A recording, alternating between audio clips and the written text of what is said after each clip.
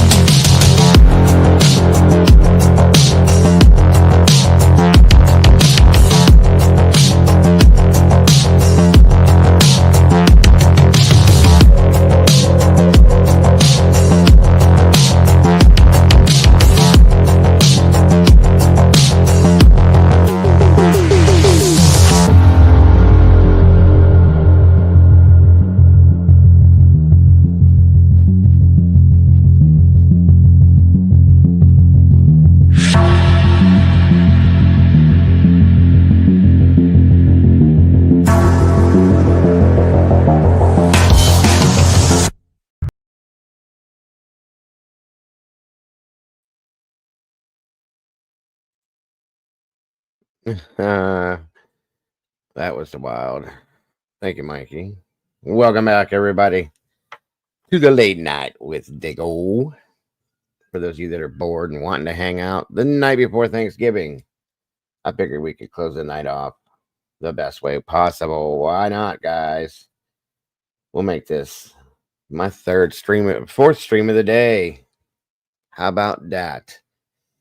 We did the morning show, and then we did the show with Miss Jenna for her sister Crystal Jones. I just ran over and hung out with Miss Barbara and Matahari, and here we are for the last one of the night. Ooh, I'm gonna sleep like a piece of stone tonight. That's for damn sure. But welcome in, everybody. Hit that like button, if you will, on the way through the door. Please. Not please, but pretty please. Share this out if you could as well. Oh, lordy. Welcome, everybody. You can't go to sleep with a turkey in the oven. That is true. Very true. Let's see here.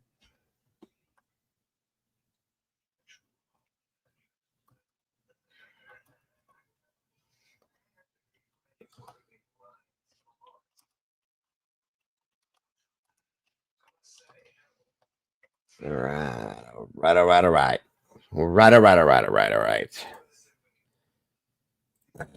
Let's see. Come on in, everybody. It's 19 peeps in here with 8 likes.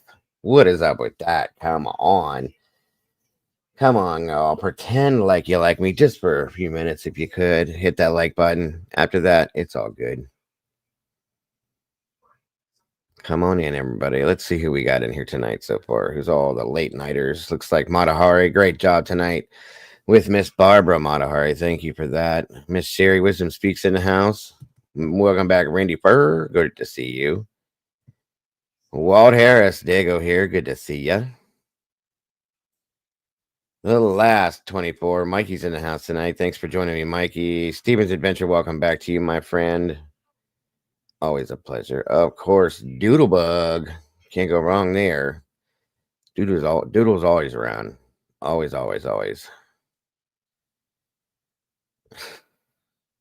Randy.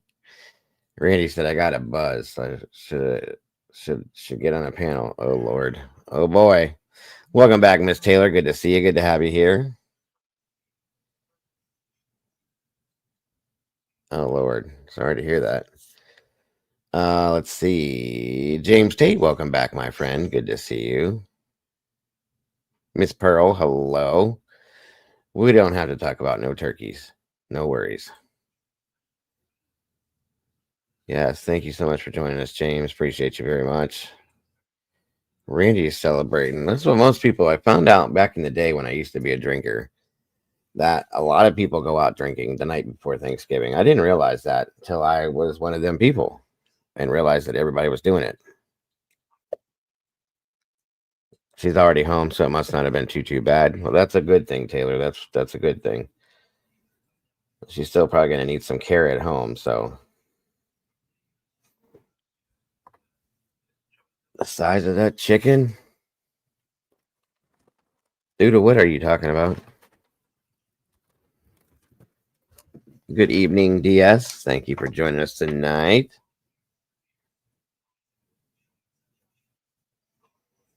Well, thank you so much, James. Tell Marion said thank you so much as well. And don't, my wife has already passed out from her event. She's been cooking all day, so she's sleeping. Once I'm done with this, I'll be sleeping because I'll be getting up early again. Oh, it's a movie quote. Gotcha. Doodle, I sent you a link. If you are interested in joining me tonight, you're welcome to, just for the heck of it. Of course, you don't have to. I don't expect you to. I'm just giving you the option if you want to.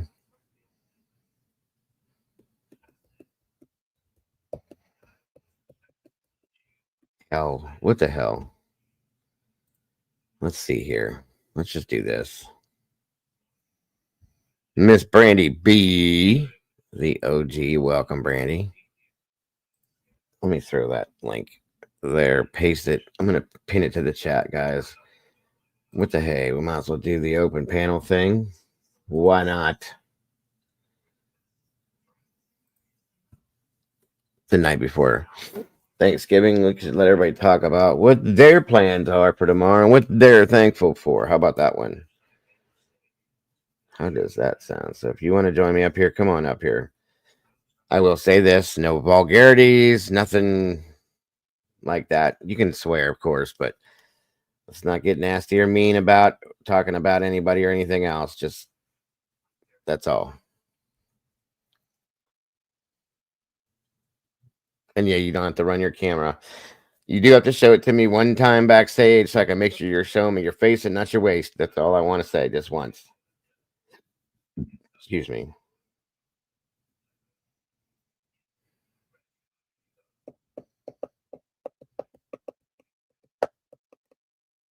22 peeps in here with 13 likes. Come on, come on. Got to make something happen here. I haven't seen Paula in a few days. I hope she's okay. I hope she's all right. You guys are going to hurt my feelings. I even sent Mom a link, but she's probably busy too. Well, there's Miss Barbara at. I thought she'd be in here. Again, guys, share this out if you would. Paris and thank you.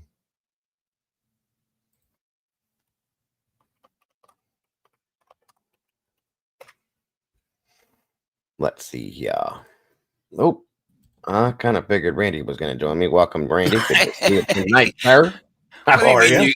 What do you mean you kind of figured I was going to join you? Well, you said that in the chat a little bit ago, so I figured I Yeah. might get you up here. Hey, I love you, Dago. Man, You too, brother. I enjoy being on your chat. The other night was very enlightening on Sebastian, I guess it was. Yeah. For me, yeah, I really appreciate all the information you gave me, and that was Sure. great. That's what it's all about. That's what it's all about. For anybody that absolutely doesn't have it all, it was a good conversation, I think, that night. I was very pleased with it, truly. Yeah, it was. Yeah, definitely. So what are your plans for tomorrow, Mr. Randy, sir? You know what?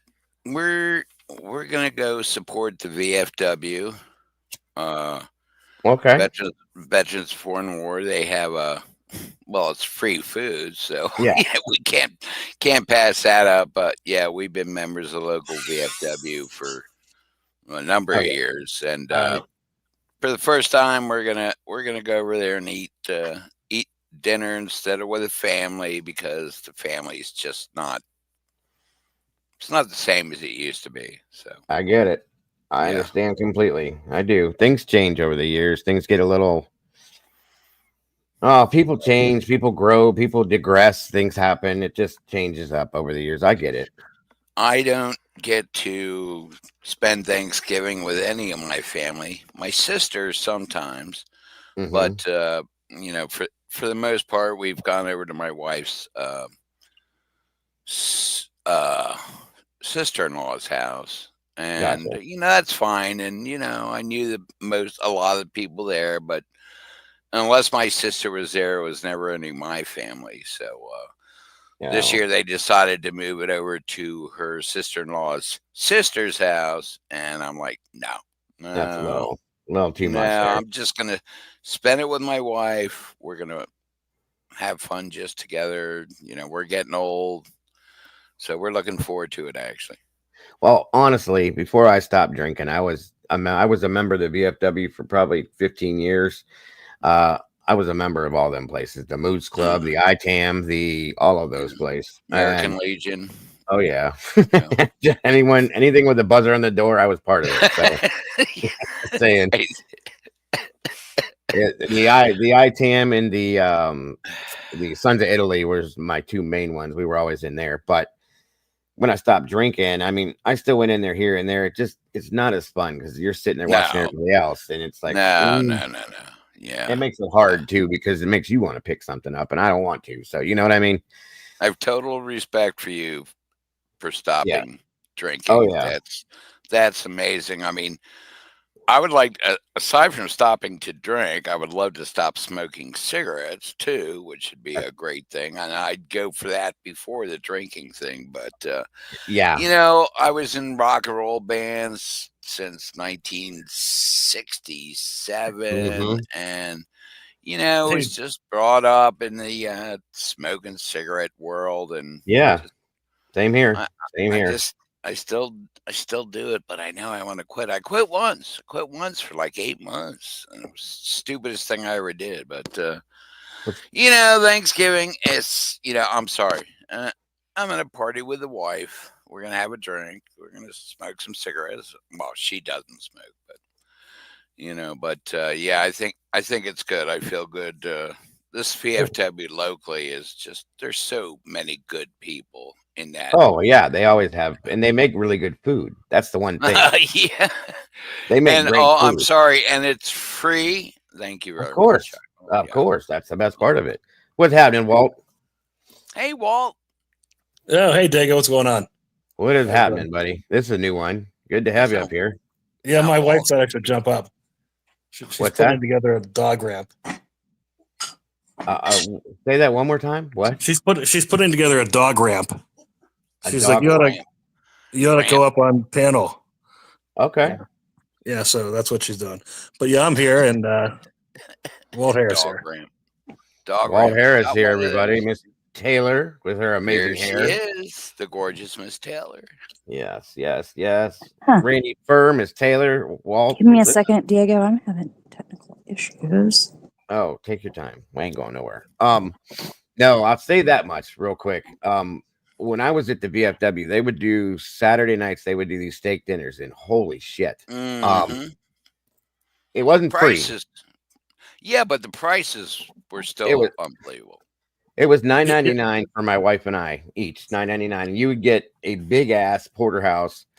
You had a choice of a porterhouse or a strip, depending on what you wanted. Right. And baked potato.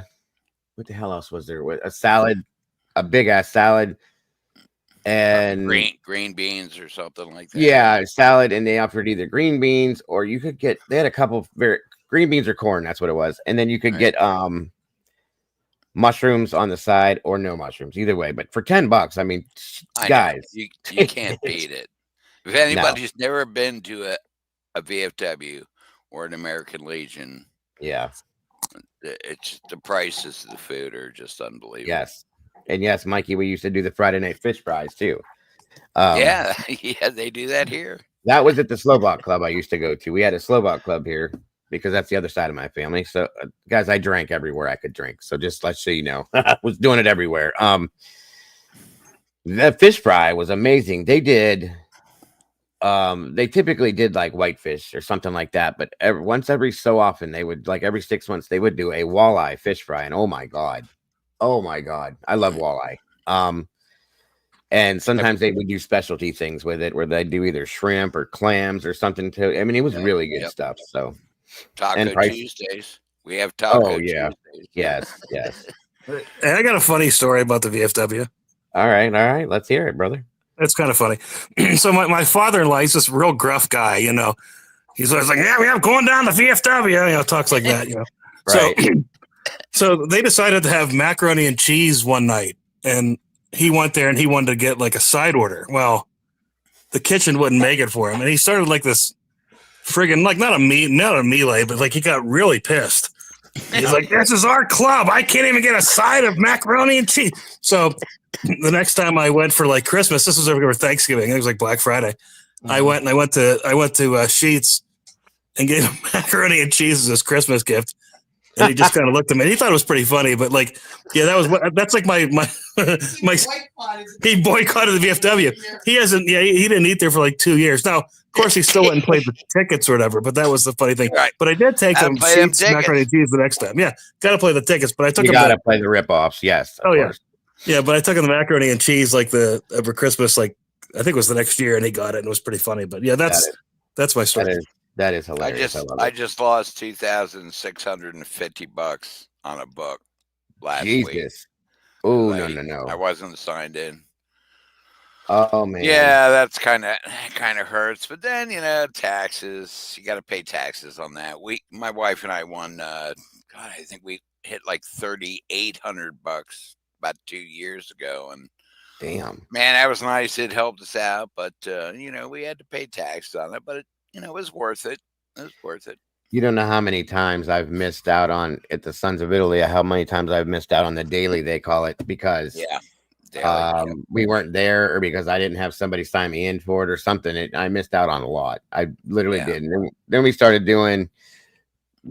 I got pulled one night for the. Are you in here, Taylor? Oh, Walt fell. Okay. We were doing the Queen of Hearts here about 5 years ago, 6 years ago. No, it was about 7 years ago. I'm sorry, 7 years ago. It was the year before I quit drinking. So yeah, about 7 years ago. It was the Queen of Hearts, where they pull a card and they build up the pot. Everybody coming in and paying for it. They pulled my card, and it was for almost $10,000. And because and once again, you have to be there when they pull your. Right. There was no two ways about it. If you're not there, you don't get it. It goes to the next person. Well, I'll be damned if they pulled my name. I cried like a baby. Like a baby for it was like $9,980 some, and I went, what? Oh man, imagine that. Imagine I learned my lesson. So now I just stay completely the hell away from them all since I quit drinking, and I don't have to go through that stuff anymore. That frustration. That like, what happened? Why me? I should have signed. Oh my God. And it was one night I went all the time. I was always there. This one night we decided to stay home, not even thinking about the Queen of Hearts or something like that. Forgot about it. It was a Tuesday night. I remember that forever. And my friend, the one that passed away, Angie, was working at the bar. She worked the bar that night, and she called and said, "What are you doing?" And I said, "Laying on the couch watching a movie." She goes, "Are you effing stupid?" And I said, "What the hell's wrong with you?" She goes, "They just pulled your number, you dumb jackass, and it was $10,000." And I stood up on the couch. I didn't even stand up on the ground. I stood on the couch and turned and looked at her, and I went, "We just lost out on 10 grand." And she opened her eyes and went, "What?" She was sound asleep. She went, "What?" Yeah. So yeah, you learn your lesson, folks. You learn your lesson. I had. My wife was going. We live in around the Harrisburg, Pennsylvania area, so she had to go to I think it was Allentown or something, because she works for an insurance company. She had to go do some teaching to some people, and so I'll go. I'll ride along. Right. So aside from the fact that I'm a smoker, right? We get to the hotel and it says no smoking in the hotel. Right. So I went through all that. I won't even go there. But the biggest thing was like, so I get these 2 text messages while I'm sitting there. It says, "Randy, you hit the bucket." That's it. Nope, no price, no nothing. You hit the bucket. Next thing I get is a call from my doctor telling me I have diabetes. Oh, Right? Jesus. Why I'm up here in it was Pittsburgh, actually, Pittsburgh. Okay. He's up there by Walt. My wife's teaching. I'm going, holy shit, I got diabetes. Then I get another text. You hit the bucket. I'm starting to feel better. I'm going, okay, it's diabetes too. They explained it to me. Changed my We all have diet, it, this right? and that, and everything else. I get back to the book when we get back in town. The bucket, it's a daily bucket. So if it's over 500s, they go to over 500, they go to a second book, right? Mhm. It was $10.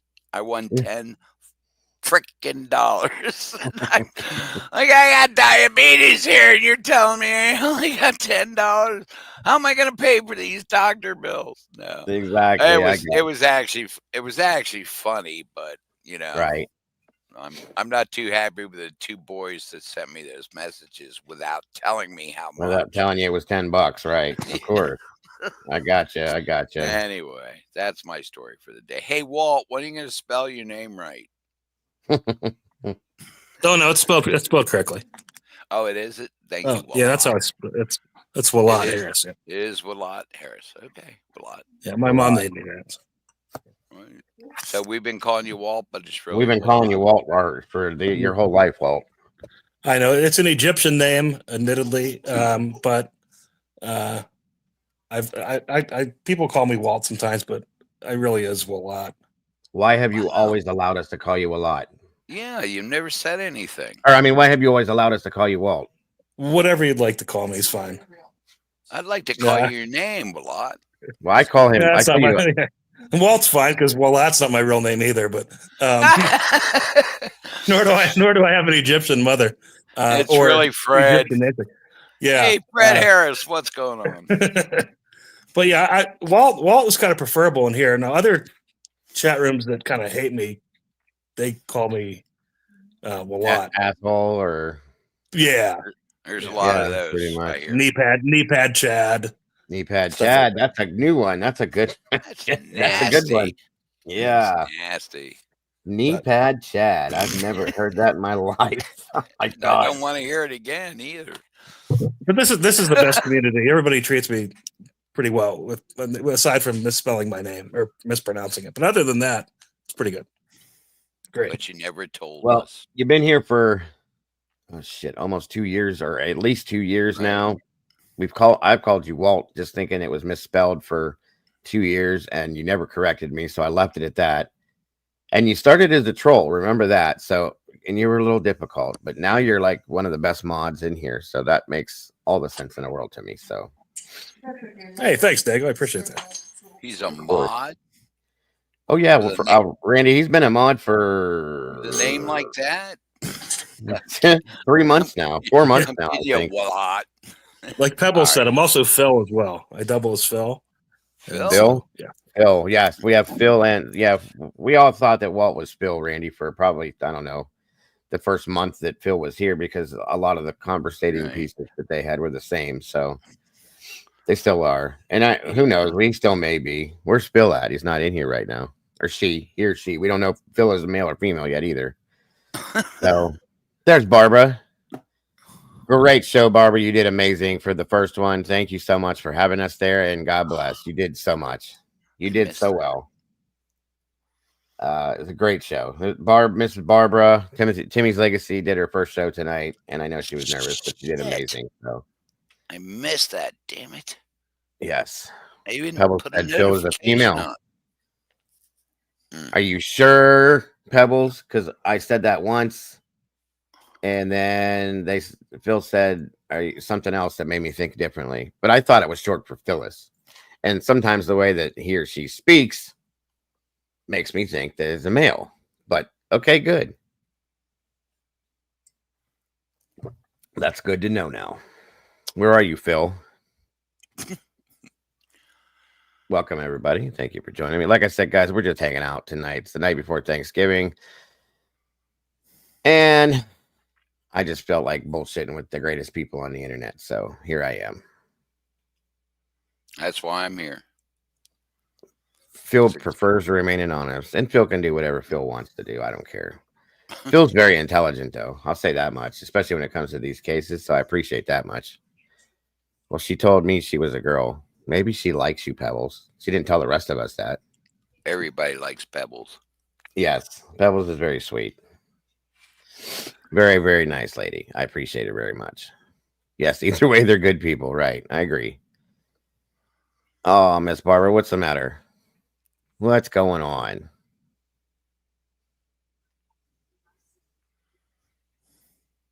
I hope you're okay. I really appreciate your show from tonight, dear. You did a great job. Pebbles said, I called know me a that's a lie, liar. Randy. Yeah, she just called me a liar. I've never seen Pebbles get angry, nasty, mean, or anything with anyone. So I She don't. knows I love her. I'm subscribed to her channel. Of course, you. Listen, you don't ever have to thank me, Barbara. You just know. You don't ever have to thank me. You did amazing. You were amazing. It was like nothing. Like you'd have never known it was your first time. So, and you held up very well. It was a decent stream too. Welcome, Miss Delta. Good to see you tonight. So tonight, everybody, I'm doing a striptease for everyone. You guys ready? No, goodbye. Thank you. I think that'll work. Shut it down. Everybody's gone. No, I'll watch. I'm a happy fellow. Brutally honest. Welcome. Brutally said we need Paula up on panel with knee pad chat. Shit. Oh God. You know, Walt, you should have never said that, right? Mm-hmm. Should have never gave us that name ever. What, knee pad Chad? No, that's not Yeah. the creator who gave that to me. I was kind of giving him the business one night, late night, and he called me knee pad Chad, which I don't know. It all started because I was talking about I have a pair of adjustable knee pads which I like to use to garden, and I also vend, so I get down on the concrete and it doesn't hurt my knees. But I think I talked about it in the past, like how much I love my adjustable knee pads. So that's how I became knee pad Chad. It wasn't T-Boz, was it? Oh yeah, of course it was, but Yeah.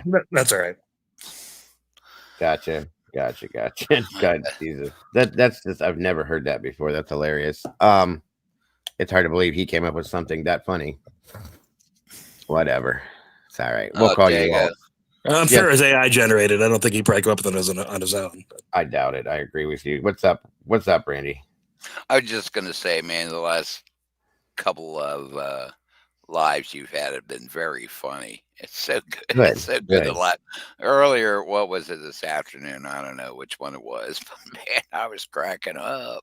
Yeah, I've been trying to. Well, with the morning show, we try to be a little bit more relaxed and a little more all over the place instead of just covering the true crime thing. And we all got pretty good senses of humor. Doodlebug is hilarious. I'm pretty funny when I want to be. So the thing is Randy, with everything, and you've been around for a long time, you know this stuff that we've covered and all that. We need to be able to detach from this stuff sometimes and laugh a little bit because it's very disheartening. It really is, and it's heavy stuff. So that's why I think I mean, Dago, I've been around for 2 years, but there's times that I've just disappeared for a while. Oh yeah. Yeah. And the reason I'm really back now is because of just that, because your channel is just so mellow. It gets away from the bullshit every now and then, and which is what brought me there in the first place. I don't know why, and I apologize for kind of scooting out for a month or two, or maybe even 3. Just like I don't know why. You don't ever have to apologize, Randy. There's people that have come in and out of here that I saw 2 years ago. I haven't seen for 2 years that are popping back in and out. So my door is always open. It always has been. I don't slam the door in people's faces like some others do. You never have to apologize. Take your time, do your thing, and you're always welcome here. Unless we have a reason for you not to be, which we won't. I'm just saying. Right. That's the only time that I'll ever shut the door on somebody, but it's always open. So yeah, I know. So no you welcomed apologies. Me back, and you recognized me after I was gone for a while, and I came back in. You recognized me and said hello to me within 30 seconds that I was in chat. that was a couple months ago, and I'm just kind of back and very happy to be here. And I can't believe We're happy I'm to on have you panel. here. I can't Yeah. believe You're I'm on good. panel. You're a good That's guy, great. Diego. Honestly. That's true. That's true, Walt. Man, Yes. he's the best. Or Dago. Or Dago. Either one. Dago, Diego. Diego. I'm called everything, guys. It's okay. Not Diego, people. It's Dago. You can call me everything you want. Just don't call me late for All dinner. right, I'm good. it's Dickago. Yes, Dicky Go. No, I'm sorry. Dicky Doe. We got knee pad, Chad, and Dicky Doe. There you go. Yes, we're happy to have you back, Randy. It's always been a pleasure, and I'm grateful. Like I said, take a break, do your thing. You're always welcome, brother. Always welcome, Jules. Oh, PJ, good to see you tonight. Hi. Let's see here. Lighting their way home. That's Miss PJ. Moon Lovers in the house. Good evening. Leslie and Billy, always a pleasure. SR, holy shit, SR Triple B's in here. It's late, SRB. What are you doing in here? Good to see you. Brutally. We got 33 peeps on in here tonight. Night before listen, I just figured, what the hell? Let's hang out, bullshit, talk, laugh, whatever. Whatever. It's the night before Thanksgiving. And yes, Doodlebug's gonna call me Brad tonight. Brad, my name is Brad tonight. So, and I'm gonna have to explain that now, Doodle. Thank you. So my son, most of you know who Caden is. When he was little, my mother has my class picture from high school on her wall. Your graduating class picture. It's hanging on her wall next to my sister's. That's where they're at. My son was probably 5, I think, 5 or 6. I'm explaining it right now, Pebbles. So he goes in and he never looked at it before, ever. I don't know. He looks up and he's staring and he's going, he looks like my dad. And I looked and he looks at me and I'm sitting on the couch just kind of snickering. And my mother said, that's because that is your dad, honey. And he went, that's not my dad. And my mom again said, yes, that's your dad. And he said, no, that my dad's name is Joe. That guy looks like his name is Brad. And she looked at me and I went, I don't know where the hell that came from, And he goes, and I said, Caden, what? Why do you think his name is Brad? He goes, look at his picture. He looks like his name's Brad.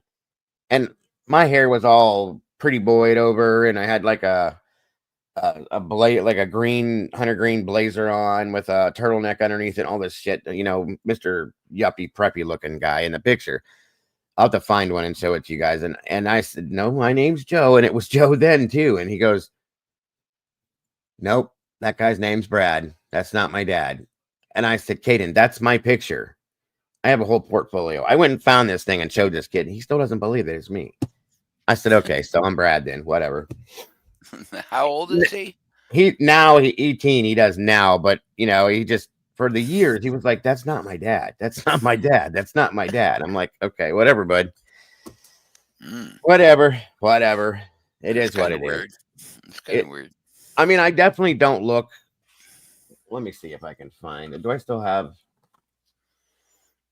Okay, so if you can see this picture, I looked pretty much the same head, like from the head neck up. Of course, I'm wearing different clothing, but hold on. We're to the left? To our left? Obviously. Wait, it's not. It doesn't even look like you. See? That doesn't look like you. That looks like Brad. That's it. And it won't focus. That's my sister and my uncle. Yeah. No, it's good. You can see that. So he just swears up and down. That's what I looked like. Except with the the suit jacket and shit on. Definitely not Brad Pitt, Karen. No. So as I was talking to him about this, I was trying to get the explanation out of it. And he was like, he watched one time, folks. One time. He watched the the hell's that show called? What's the guy? Jason Priestley was in it, and all the girls, the Beverly Hills 90210. He watched that Yeah, show one time. 90210. Okay, he said that's what that picture reminded him of, was that show, and I went, nobody's name was Brad on that show, kid. So, and then this was another one. This was a 2 years younger than that. That's you? That's me. Good looking dude, man. You still looking there- good. There's Hey, the turtleneck. What'd you say? There's the turtleneck again. Yeah, my mother forced me to dress like a fool. So anyway, welcome, Miss Jana. Thank you for joining us tonight. The Bradley family. Right, Mikey. So I guess I looked like somebody named Brad. I don't know where the name even came from. I even asked him like today. I'm like, what is that? It's got to be Brad Pitt. You just look like your name was Brad. I said, I just don't understand the justification of how you can say that, but whatever. Whatever works for you, buddy. Hey, well, your Turtleneck. name could be Walot. Walot, yeah, could be. It could be, but it was Brad. So, Of course you do, SRB. SRB said I have a cousin named Brad, and he actually does look a lot like that picture. Okay. Well, that's my name, Cal. So, see, I have others that say that my name Joe fits me. So, a young Hey, Tom. Dago, I'm do sorry. you think Walt. we could? Hey, do you think we could talk about the Alabama's playoff chances for football? No, Probably not, because I don't think there are going to be any. Oh, that's right. Okay. Alabama's out. Smart ass. You knew Go that Penn already, State. though. Go Penn State. Nah, forget Penn State. But yeah, Alabama's got a chance. They would need like a whole bunch of teams to lose, but they got somewhat of a chance. What's your record? 8-3. Mm. Yeah, I mean they might, but it's not looking too good. That loss this weekend kind of hurt. Who they lose to this weekend? Oklahoma. Oh, That's- wow. Oklahoma. I hate that team. I don't want to talk about that game. Oklahoma. OHKLO. In our defense, we lost our coach last year, so there is that. Well, we lost our drug addicts and our rapists the last couple of years. So, Well, then there again, I don't No. really think that's Penn going to help State. football. I didn't say that. I'm sorry. Take that back. That was rude. So that is the excuse I'm using. I don't care what anybody ever says to me. We lost our coach, and he was the greatest coach. So, I mean, he is good. That guy from Washington will be all right with Kalen DeBoer or whatever his name is. He's kind of in over his head this year, but he'll be all right next year. well, He'll get players then. It was his first year, right? And they also have Saban is also sitting up in the booth, kind of helping him, but he didn't do very good this year, obviously. I just can't believe we lost Oklahoma. I'm still over it. Like, I don't get it. Whatever. Who's your team, Dago? I'm sorry. Alabama. Oh, Alabama. That's right. I knew that. Where did you send it to, Lighting? Was it, or PJ, was it in Discord or in, it's in Discord. I found it. Give me 1 second, folks. I'm looking at this real fast.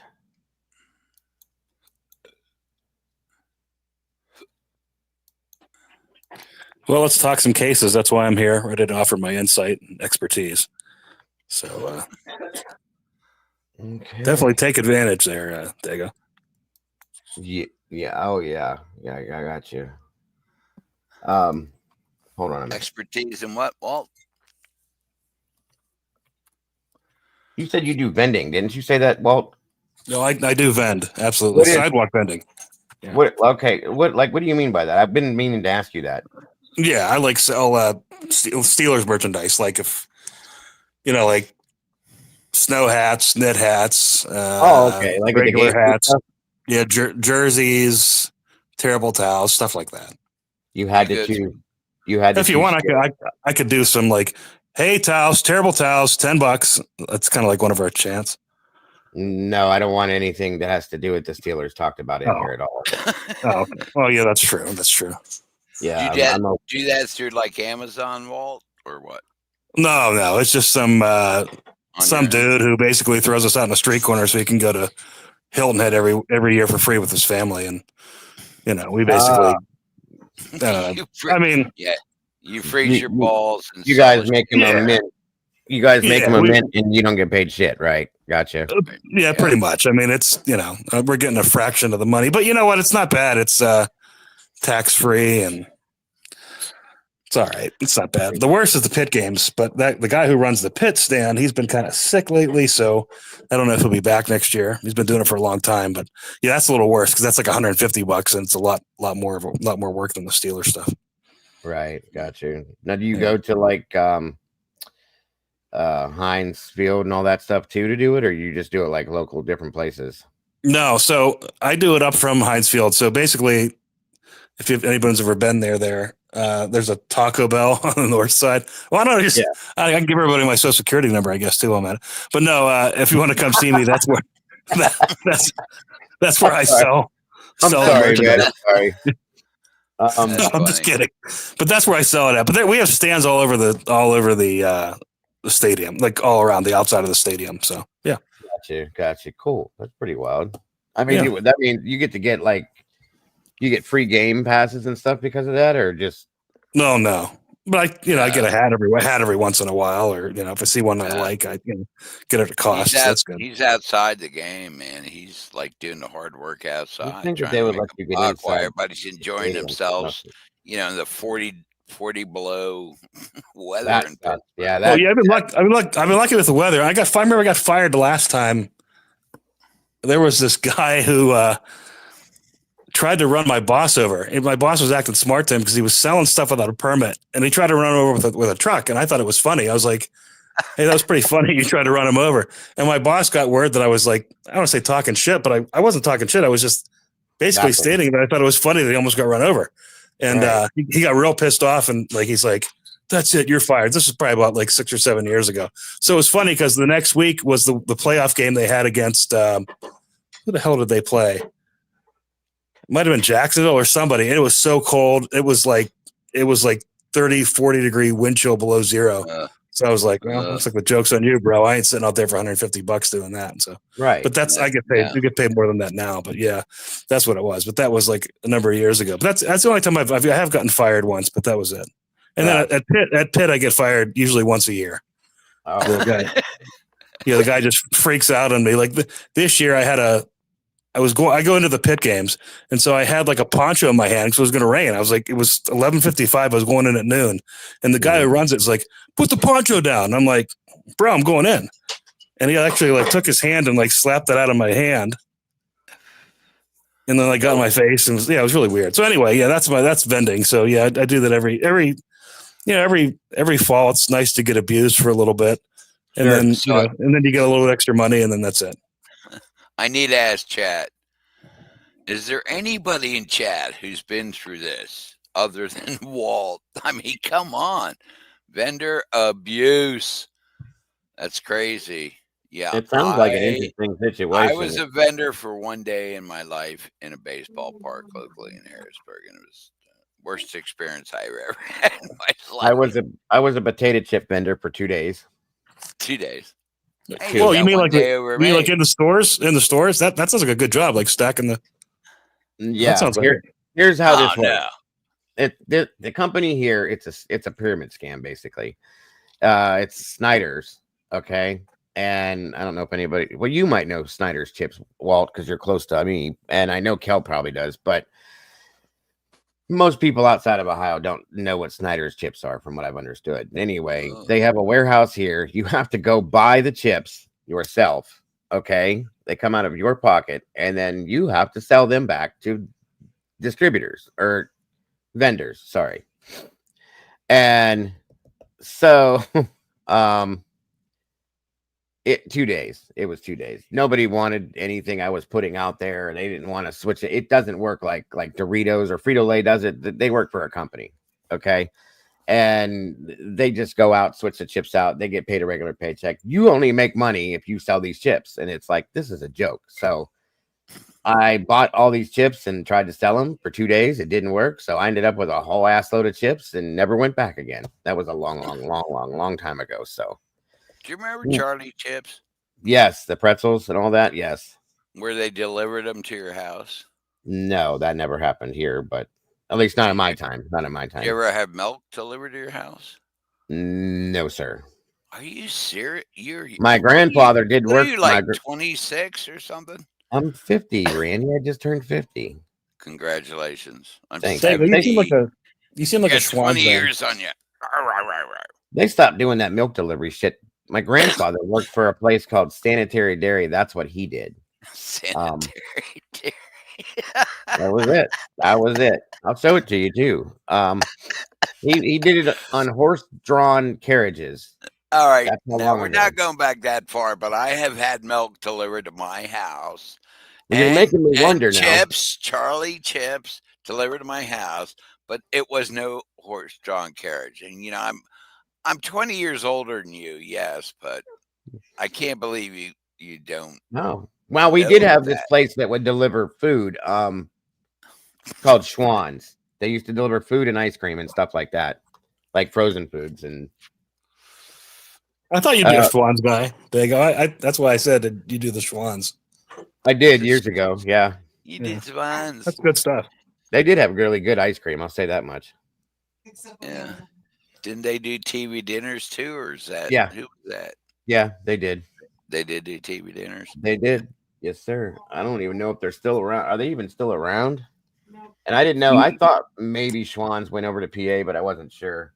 No, they're closing. I think at the end of the year, I think that's it. I think they're kind of shutting down operations. Yeah, that's a shame because I mean, they're like you said, their ice cream was good. I remember I was out in Iowa and my one buddy went out there for an Iowa pit game, and he got the Schwann's delivery, and he had those ice cream cones that have like the peanuts on them and all that. Man, those were so good. Yeah, and they weren't like that crap they serve in the stores. That I don't even think those things are made out of ice cream. I don't know what those are made out of.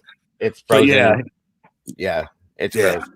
Yeah, let's watch ones. Yeah, let's check this it out. is what we used to get around here. I'll show you the infomercial real quick. But the following is a paid advertisement for Schwann's Home Service Incorporated.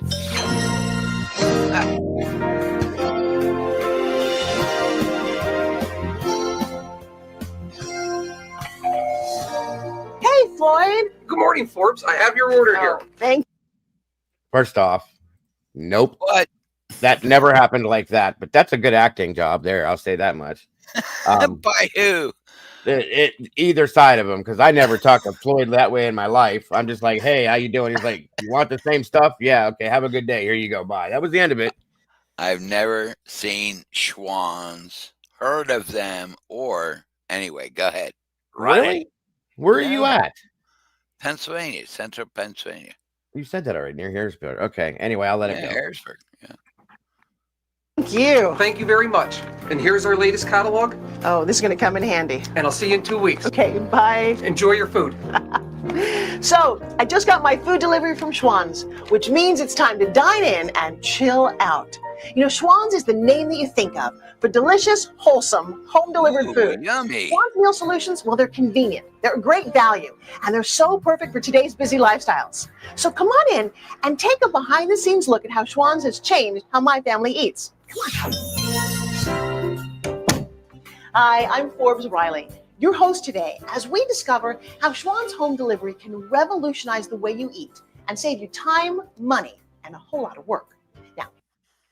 What? No, this is just for lazy people. That's all it is. That don't want to go to the, that's all this is. It ain't nothing all spectacular like this either. They do have good ice cream. I'll say that much. How old is this? How old is it? Oh, this 11 years ago. Okay. But Schwann's has been around since I was like, I remember seeing them come to my uncle's house when I was like 3. So you're only in Ohio. You're like I'm in Ohio, but I think they have it other places though.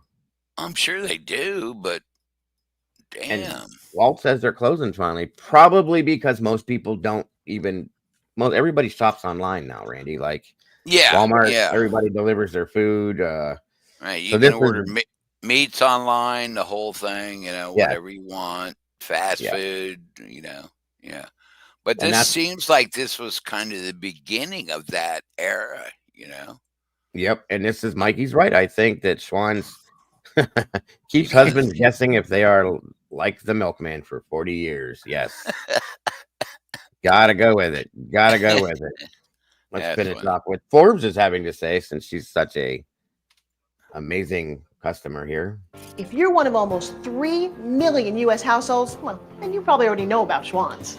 They've been delivering delicious meals to homes across the USA for over 55 years. What? People love the convenience of Schwann's home delivery, but especially they love knowing that they're getting the highest quality ingredients, mouth-watering recipes, and the kind of delicious meals that keep people coming back for more, all at an unbeatable value. Schwann's is a wonderful company. They have been to our house since 1969. We have 21 grandchildren, and they've There it is. Was somebody brushing a hamburger in that video? Yes. Did I Yes. see that? Right.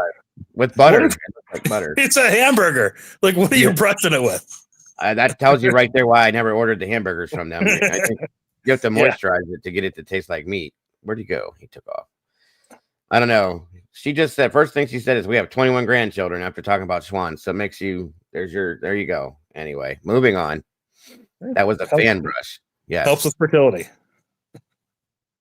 all had Schwann's at one time or another. Schwann's food is wonderful. Everything that I've gotten from Schwann's, there is nothing about Schwann's that I do not like. We have been with Schwann's 25 years. It's very good quality of food, and the value for your money is wonderful. I don't like to cook, so it's very convenient. I can just pop everything either in the oven, in the microwave. It definitely cuts down my time by 50%, and the Schwann's products are good and easy to prepare.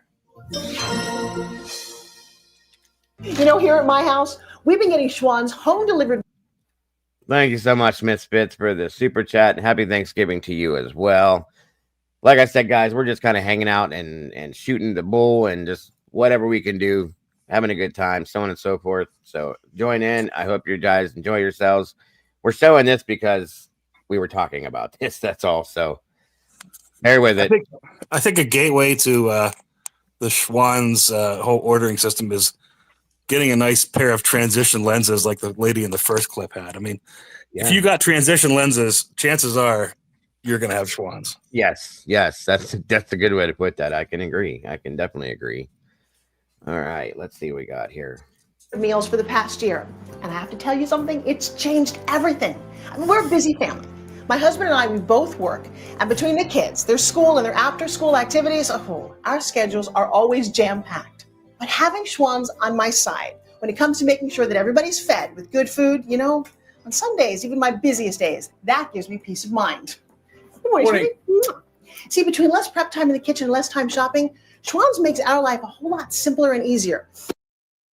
Now, you saw how they put that little tag out there that said Schwann's husband, right as he kissed her. I would hope that would be him, truly, unless, there's just some strange guy popping in to kiss her and saying hi, Let's talk about Schwann's. Yeah, everything is online ordering now. Like I said, you can call. You can have everything delivered now. Brian comes in here and what is it, Instacart he uses, and he has his beer delivered to his house. So I was like, I think, and Mikey does it too. It's crazy to me. So Schwann's is pretty much, you're gone. Just like the landline phone lines are gone because of cell phones. It's the same thing. So welcome, Midwest. Good to see you tonight. And in the morning, the smell of that coffee is so yummy. Schwann's home delivered food, it works great for us, but it's also great for all kinds of other people, from working singles to empty nesters, senior citizens, and basically anybody who cares about quality, convenience, and great value. Good morning, Mommy. Hey, good morning. Okay, see, around my house, everybody's always on the go. Now that's the reason that I love Schwann's, because no matter how busy I get, I always know there's a satisfying meal ready to prepare and eat in just minutes. Okay, I can't watch anymore, but there's Schwann's, folks, for those of you that wanted to know. Sorry, Randy. Anyway. No. Let's see. Now you're hungry. Sorry, guys. I'll find something better. It's wonderful to have you here, Midwest. Happy Thanksgiving to you as well. So that's what Schwann's was. You keep freezing. Why are you freezing, Dago? I can hear you, but your face is frozen. Did that help? No. I can hear you fine, but now Walt fell down. Okay, sorry, everybody's falling out the window.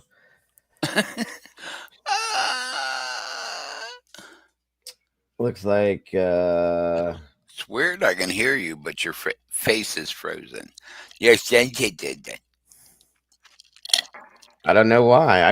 It says I have an excellent signal, so I don't know what. Okay, I'm gonna re-up here. Okay. You all right, Walt? What happened? Okay. That was a hilarious commercial, by the way. Let's see if there's any more funny commercials out here. Gotta love them. Like I said, tonight, guys, we're not doing our typical show. This is just a late night hanging out. Let's BS type stream. Since it is the night before Thanksgiving, and oh shit, what happened there? There you go. Welcome back, Randy. Let's see where we're at. Let's see what we got in here. Let's look at some.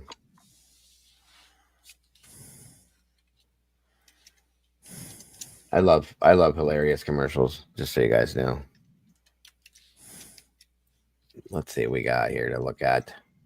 I got all sorts of stuff uploaded into here. Now you see what the X button does. Oh, okay, there you go. Frozen screen. Sorry. Okay, guys. All right, let's see what we got.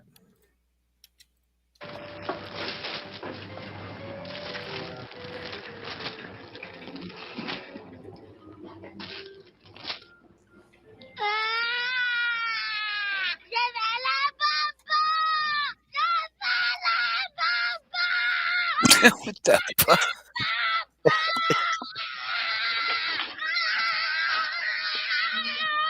Walt, settle down.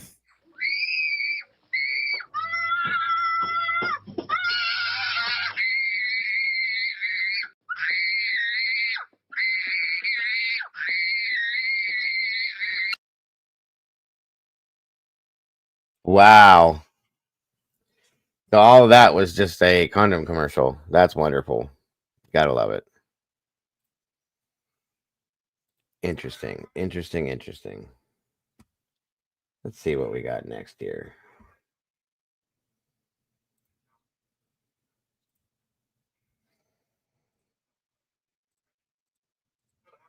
Okay.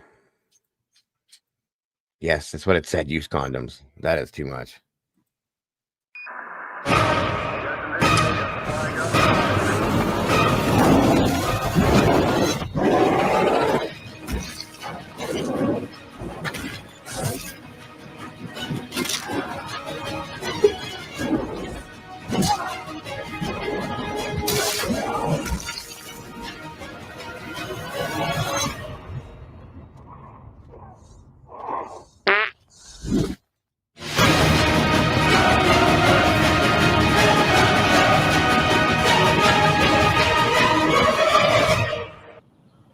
That was hilarious. Hey, honey, my mom stopped by. We'll see you soon.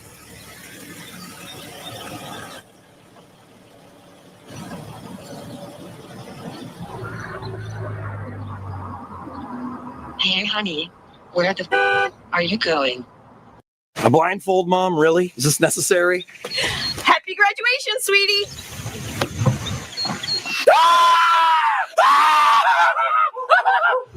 I can't believe you got me this car!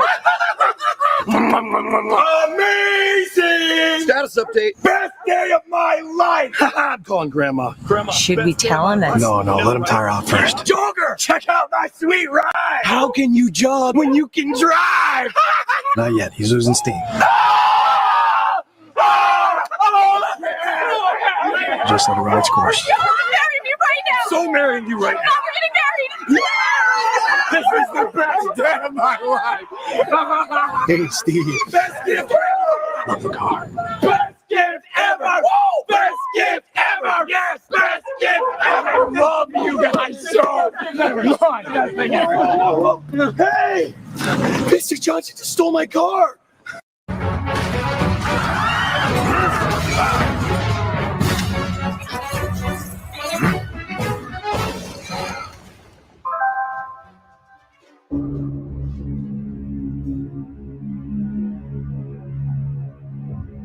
I don't know you, Big Buffet Boy 85, but if you think you can humiliate me and take my gold, think again.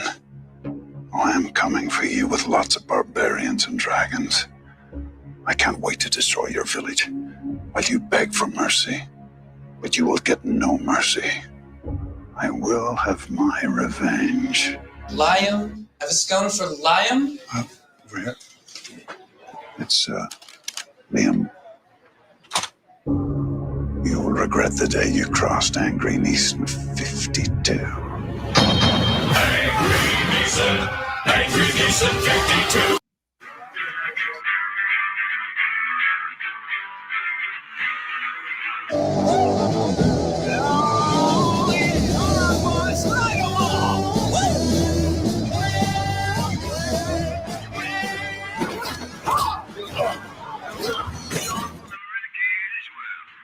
From the storm, there's no breaking, no stopping. The drive till dawn. We give chills.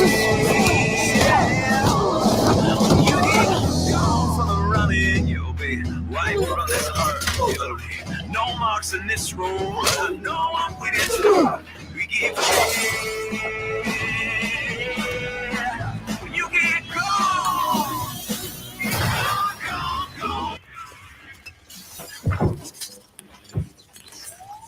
Can I have this to go?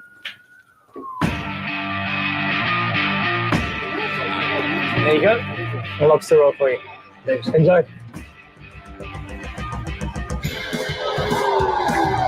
Getting at the street sign, well, I'm ready to cross.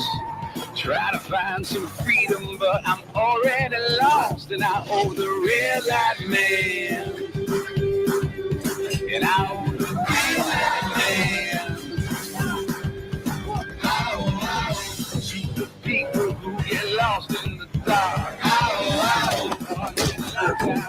Streets where I walk and I see the green light coming. Yeah, yeah, yeah, yeah. To succeed in a disruptive world, Wix makes it easy to create your own stunning website.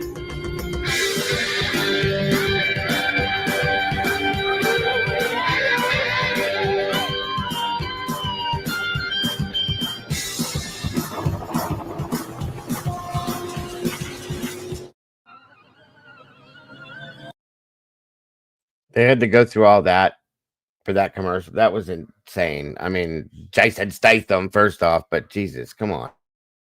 Hey, pal. You ready? Oh, I'm so glad I got the car wash. I'm here. Too late. I'll go for 5 minutes. Gotta feed the meter. What's the meter? Where am I supposed to go? Oh, people. I'm fine. Move it. You're killing me. You know what, Dad? I'm good. It may be quite a while before he's ready, but our Subaru Legacy will be waiting for him. That was a great commercial. Hello? Yo, what's up? Nothing, B. Just watching the game, having a bud. What's up with you? Nothing. Oh, here we go with this one. Okay.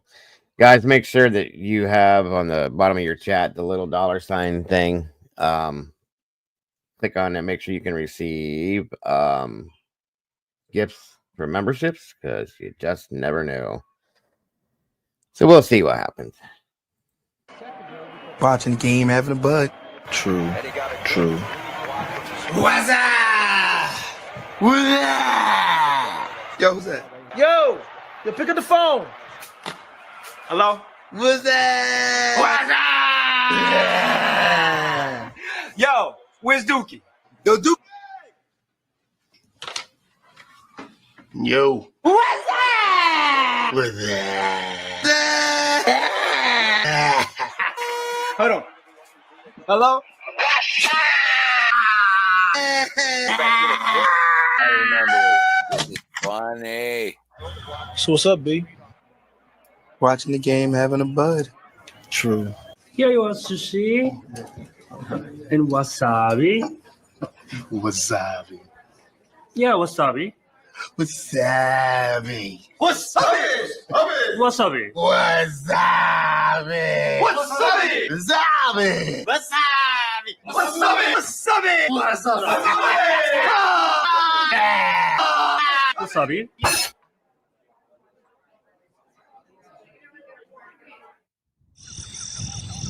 Wasabi. Wasabi. Hey, Ralph. Yes. What's this cream? What? What cream?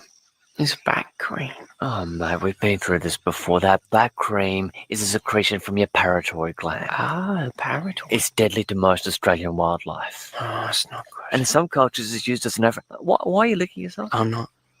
I might have been. Les, I just told you it's poisonous, and now you're licking it. It's not poisonous. It's lovely. Yes, and if you let me finish, you'd also know it was an aphrodisiac. Ralphie, you are so pretty. Oh, for the love of God, stop licking your glands. Oh, look, Ralphie. A pair of shooting stars. How romantic. It's a car. Car? Wherever it comes bad, right? Yes. Shouldn't we get off the road then? We've got plenty of time. What? Listen. It's only a 4-cylinder. For who? 4-cylinder. Not powerful. As in, by the time that car gets up this hill, we'll be... Wait, where? Hungry? That's terrible. Oh my God, what are you doing to me, man? That was horrible. Oh no, the car! Told you somebody should have waited in the car. Says there's a black car 3 minutes away. I'm not taking one of those. That one. Come on.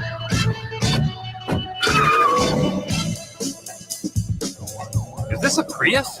Very patient. Bravo, Niner. In pursuit of a Toyota Prius. Over. How hard is it to catch a Prius? Over. This thing is actually pretty fast. Over. Very funny. Oh man, that's a lot of cops.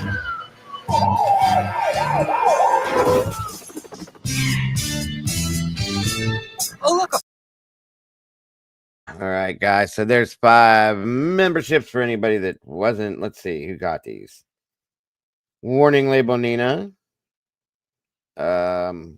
Shoot. Hold on. 13 Nightmare 13. I like that name. Carrie Ann. And ASMR Chenoweth. Tax Max Thunderclap. Wow. And damn it, right? Why can't you get hit with this, Taylor? Anyway, sorry, guys. Anybody that didn't get it, I'm sorry. And welcome to the source, guys. And thank you guys for being here. Appreciate ya.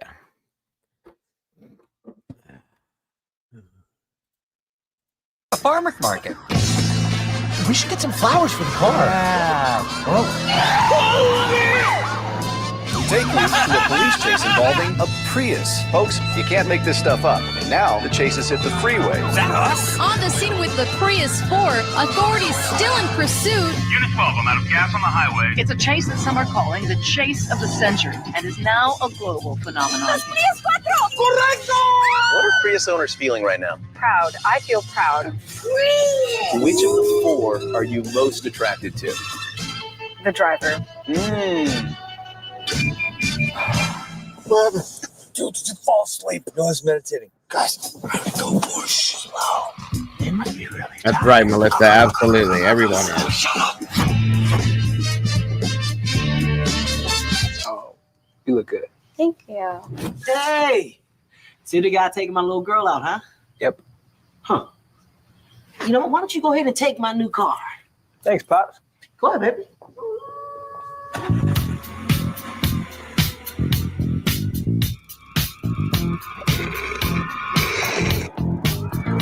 Watch this.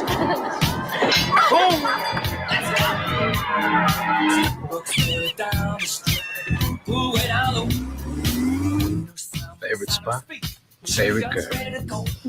Are you ready? Hey, are you ready for this? You messing with the wrong daddy! I'm taking you home. Why? Car Finder on the Hyundai Genesis. Back so soon? Here you go, sir. Because a dad's got to do what a dad's got to do. Honey, what'd you guys do tonight? Oh, listen, folks, I have to apologize again. Thank you, Miss Kel. Just saw that, sorry. 5 more memberships dropped, and let me see who got those ones. It looks like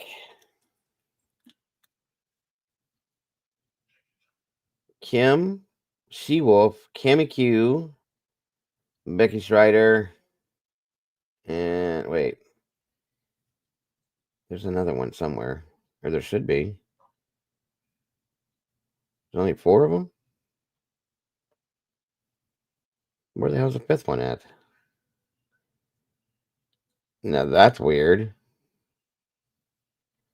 How come I only see 4?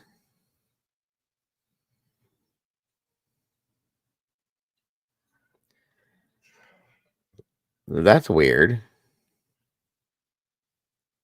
How is that? That's a ripoff.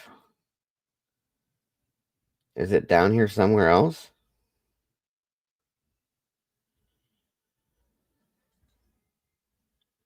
What the hell? You can't just buy 4. Am I missing something, you guys? Wow. Now they're ripping people off and cheating them out. That is wrong. Well, I'll cover that one then. Unbelievable. They sent me more of these yesterday, actually. Unbelievable. Well, I picked up the other 5th one that it didn't give out. Let's see who got that one. Susie Smith. Congratulations to Susie Smith. Becky Strider, Cammy Q, She-Wolf, and Kim. That is unreal. Wow.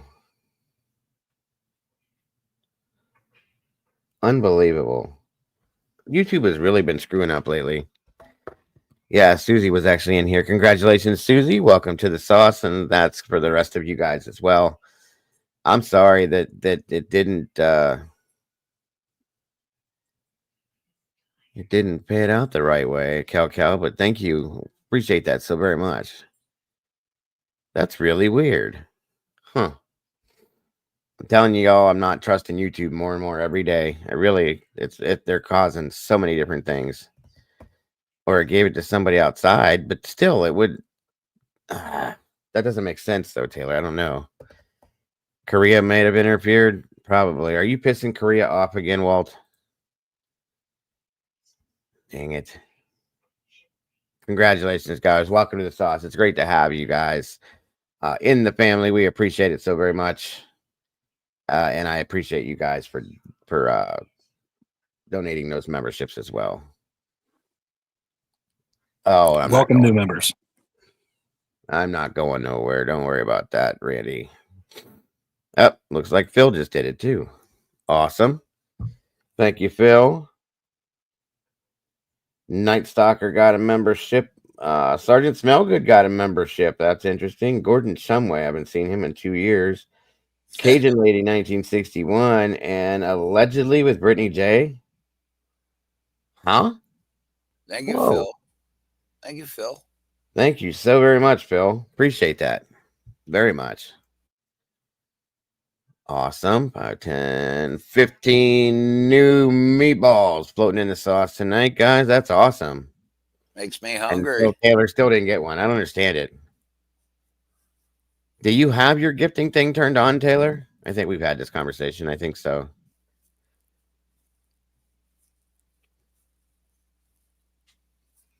Now we know. What do we know now? Exactly, Taylor. Pebbles. Exactly, Pebbles. What do we know now? Exactly, Taylor. Pebbles. Exactly, Pebbles. What does that mean? Well, now we know, Pebbles. I was kind of surprised to see Brittany J get one. That was interesting.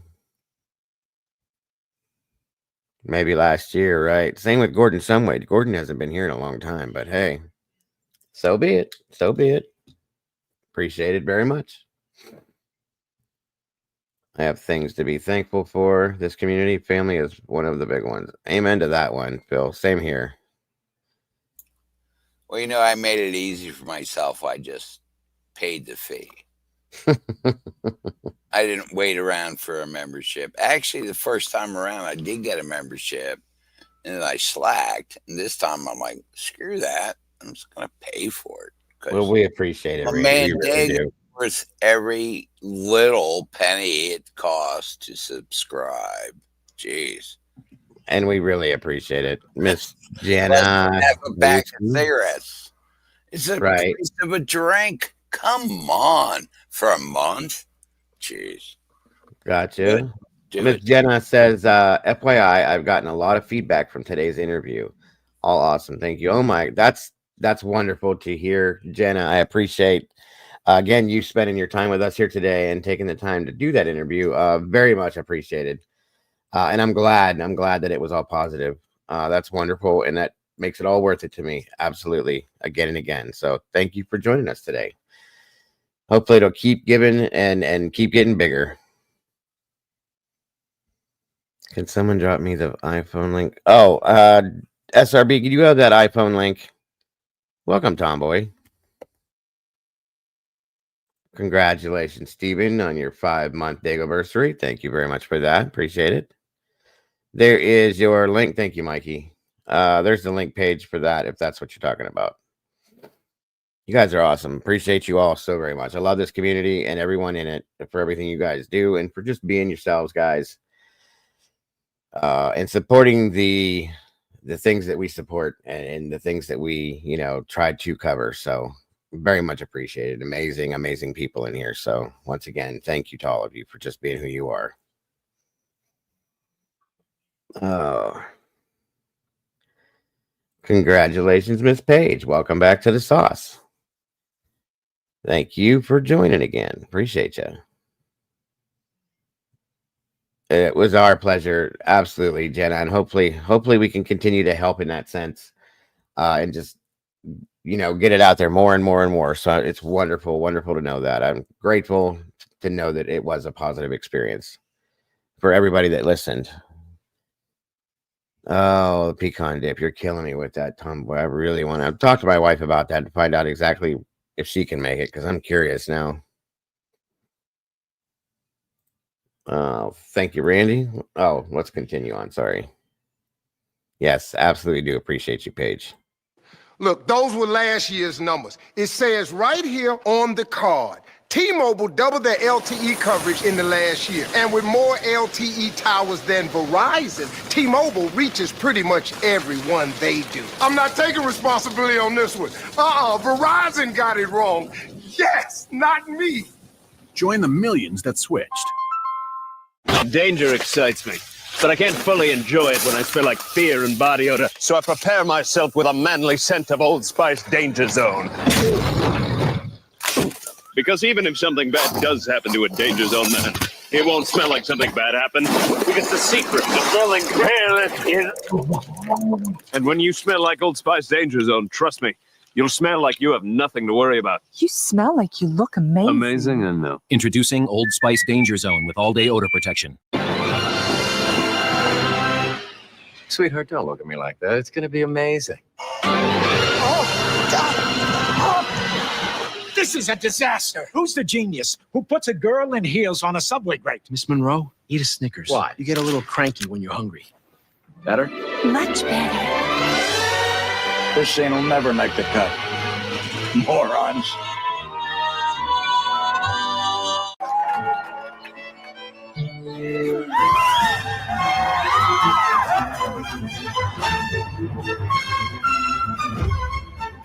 She Odelled it.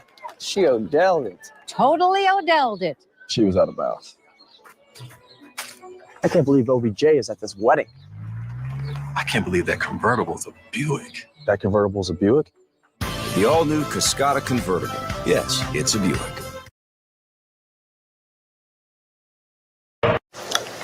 And there's your beautiful baby. Any day now. Really? You're eating Doritos? He's eating Doritos on my ultrasound. Do you see what I have to do? I know. Give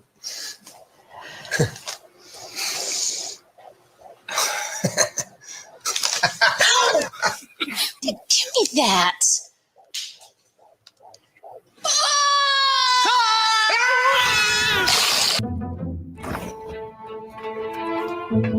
Holy shit, I've never seen that before. Oh boy. Hey, Bruce, you don't mind if I just take this last Coke, do you? Thanks, bye.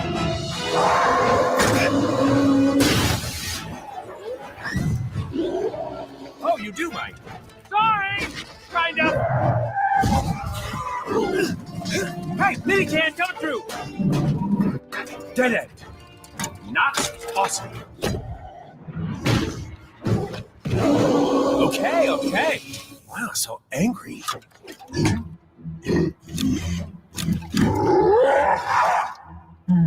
Oh, you poor sad Hulk. Hold on.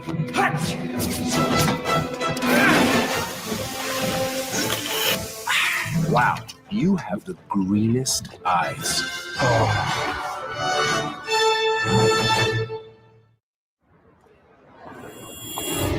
The world of luxury has been pulled over your eyes to blind you from the truth. We just want to get our car. Take the blue key, you go back to the luxury you know. You take the red key, and you'll never look at luxury the same again.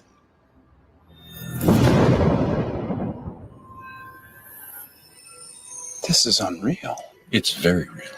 This is what luxury looks like. And this is what it sounds like.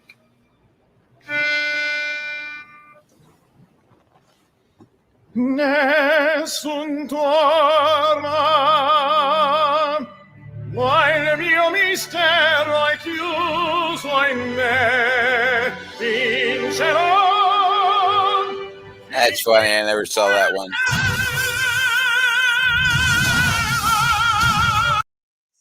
Wow. Have a good night, Misfits. Thank you so much for joining us tonight.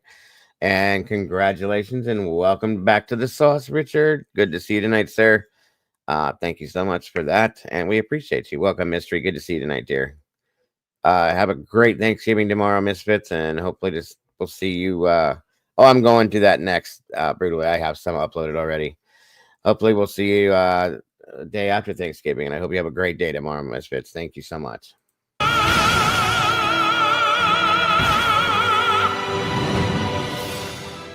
Hey, Melissa, the whales need your help. I love whales! Go, Melissa! Let's pick up those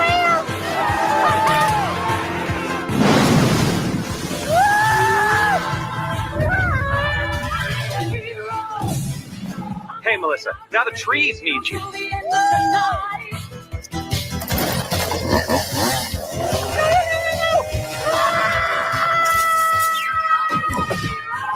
The ice caps are in trouble.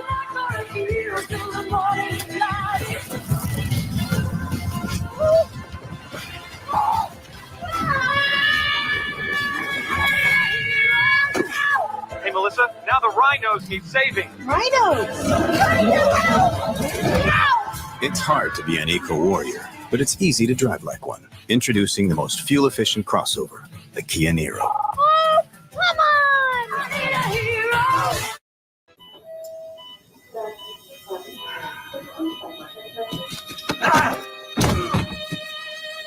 Today,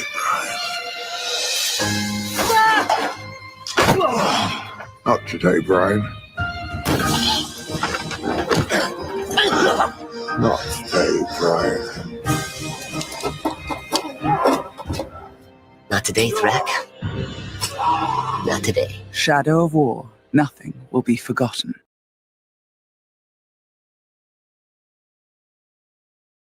Oh, wow.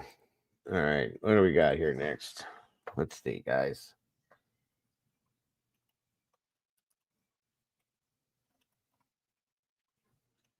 Again, thank you guys all for joining us tonight. Just to kind of hang out and do what we do for nothing.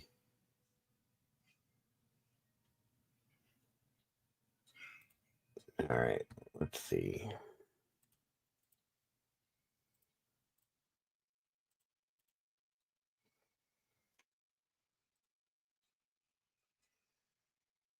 Have a great night, Randy. Thank you so much for joining us. Appreciate you, buddy. Hope you have a great Thanksgiving. Enjoy yourself tomorrow, and we will see you soon. 9 years. Never mind. Why is that controversial? My guy's he was shocked. I mean, if I for 80 years was eating the same exact cookie and then all of a sudden the cream was swapped for a different colored cream, I would be really upset. First, they're sour. Then they're sweet. What? What the? I don't know what I just watched. I don't even have commentary for that. I just can't believe that's a real commercial. Okay, so it looks as if this is fake. So this was actually a fan-made commercial. Hang on. I think I clicked on the wrong link. Where's it at?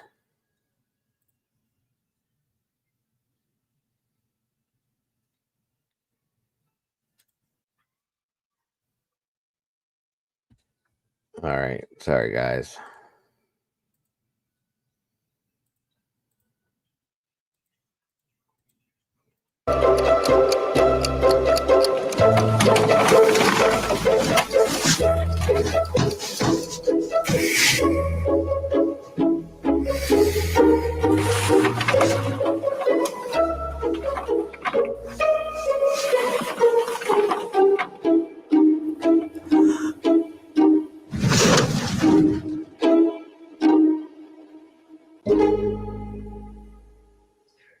Oh my God. Wow. Wow. Jesus. Hold on. Let's see.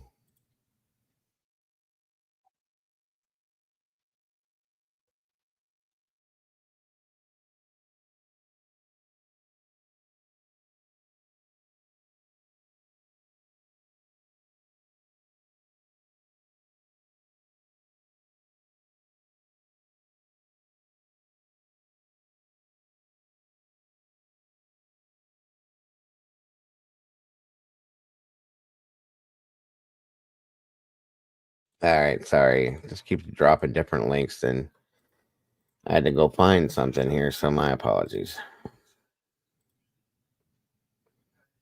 All right, here we go.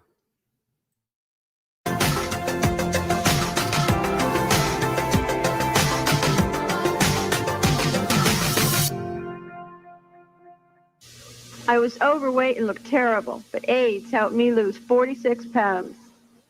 The AIDS diet plan helped me lose 28 pounds. AIDS helps control your appetite so you lose weight, yet AIDS lets you taste, chew, and enjoy. And the appetite suppressant in AIDS is not a stimulant. AIDS helped me to lose 18 pounds, and it doesn't Oh my God, that's horrible. I thought she was like saying like the disease AIDS at first. Holy shit, that's crazy. contain anything to make me nervous. Question: why take diet pills when you can enjoy AIDS? AIDS helps you lose weight without making you jittery. You've got your sunrise, you caught a prize, you're making your Johnson. Party nights, summer whites, your friends and your Johnson. Rooster tails, water trails, your kids and your Johnson. Saturday nights, distant lights, your girl and your Johnson. You and your Johnson, a way of life for over 50 years. I've tried fad diets, powders, pills. Still, my weight's been up and down like a yo-yo until the AIDS plan taught me how to take off weight and help keep it off. AIDS may taste like a candy, but AIDS contains one of the most effective appetite suppressants you can buy. And there's no stimulant in AIDS that could make you nervous. With AIDS, I ate less, so the weight came off. To help keep it off when I sometimes want things loaded with calories, AIDS helps put me in control. Let the AIDS plan teach you how to take off weight and help keep it off. Try peanut butter AIDS. Whack it, Balzac it. Balzac, it's the craze. It's the ball that flies in crazy waves. Whack it, Balzac it. The Balzac balloon goes in a sack.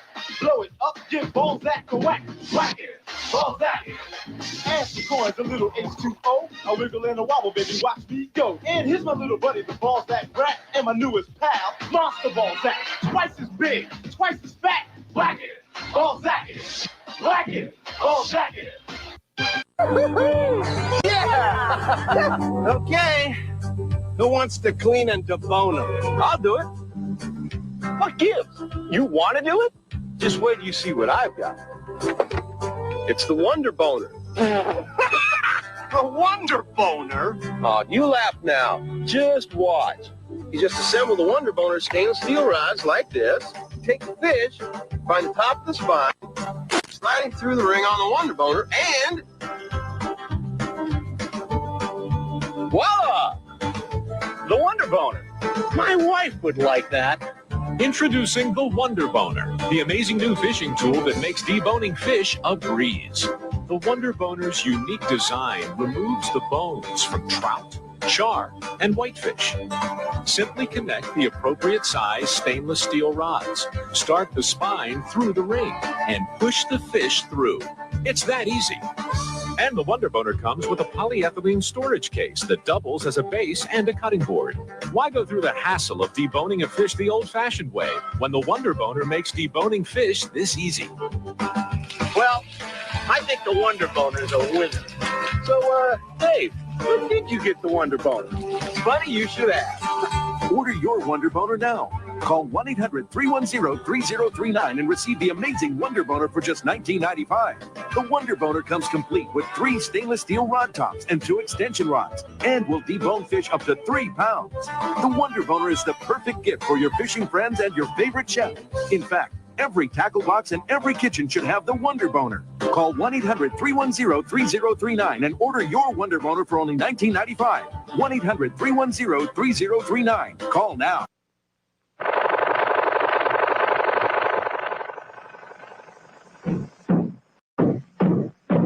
They sure work hard, don't they, Bunny? Yeah? I hate to see them work so hard. Yeah, me too. Let's go around back where we can't see them. Gee, we ought to do something, Fred. Okay. How's about taking a nap? I got a better idea. Let's take a Winston break. That's it. Winston is the one filter cigarette that delivers flavor 20 times a pack. Winston's got that filter blend. Yeah, Fred. Filter blend makes the big taste difference, and only Winston has it up front where it counts. Here, ahead of the pure white filter. Winston packs rich tobacco, specially selected and specially processed for good flavor in filter smoking. Yeah, Barney, Winston tastes good like a cigarette should. The Flintstones has been brought to you by Winston, America's best-selling, best-tasting filter cigarette. Winston tastes good like a cigarette should.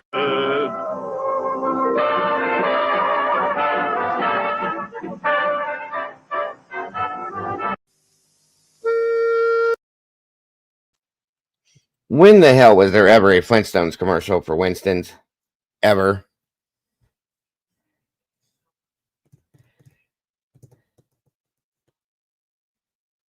I've never said that before, Richard, so I don't know where you're getting that from. I've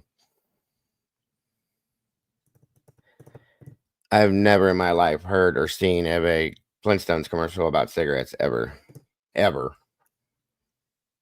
Wow.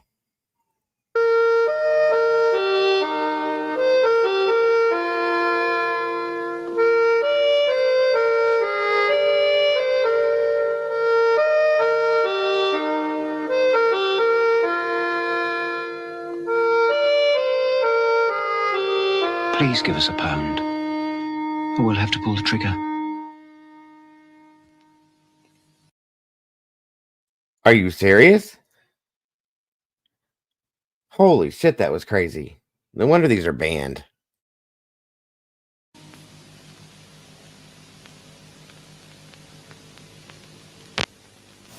My weight's been up and down like a yo-yo. I tried fad diets, powders, Exactly, pills. Mystery. Then I discovered the AIDS diet plan, which helped me lose weight and keep it off. Aids are tasty caramels for dieters. Aids contains one of the most effective appetite suppressants you can buy, and Aids contains no stimulant. So why don't you let AIDS help you lose I don't weight? ever remember And hearing keep it about off. this brand of diet Aids helps you suppressant stay ever in the my way life. you want to be. Hey, thanks for watching. If you're into all this retro goodness, be sure to subscribe. Wow, that was crazy. Good Lord Almighty. I remember the Marvel commercials with the. Oh, yeah. I remember those ones. I've seen cigarette commercials, but never with the damn Flintstones, folks. Come on. Literally. Toys so deadly they were banned.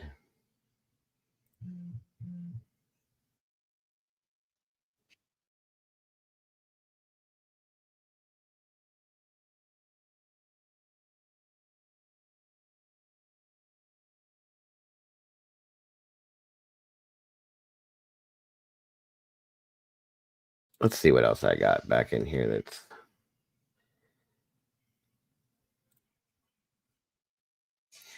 Here's a good one since I love toys. 25 shockingly inappropriate kids' toys that shouldn't exist. This should be interesting.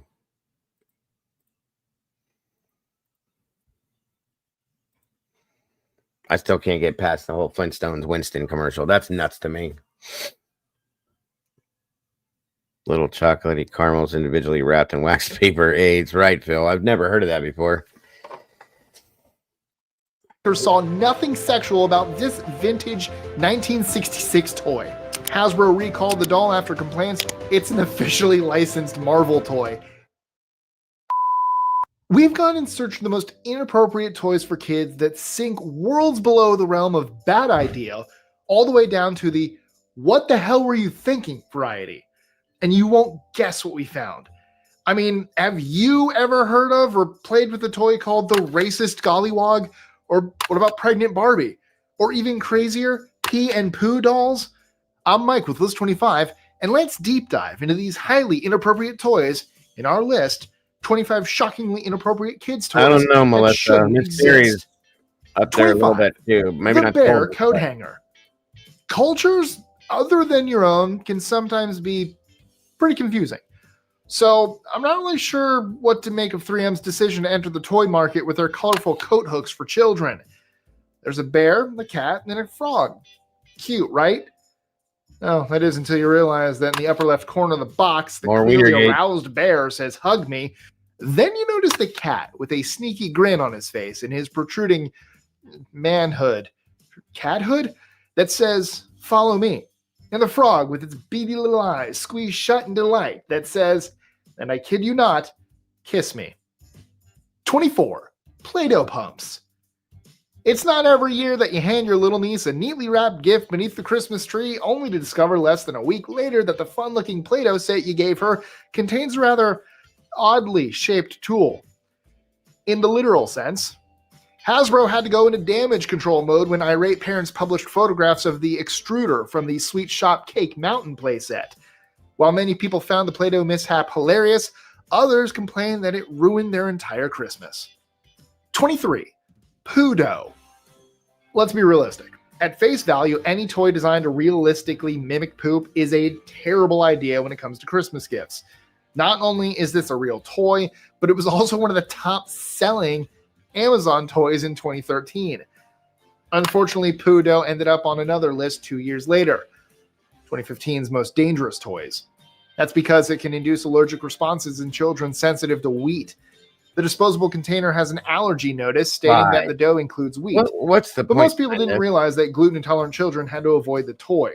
Wheat allergies are not to be trifled with and can cause symptoms ranging from rashes, headaches, and difficulty breathing to life-threatening anaphylaxis.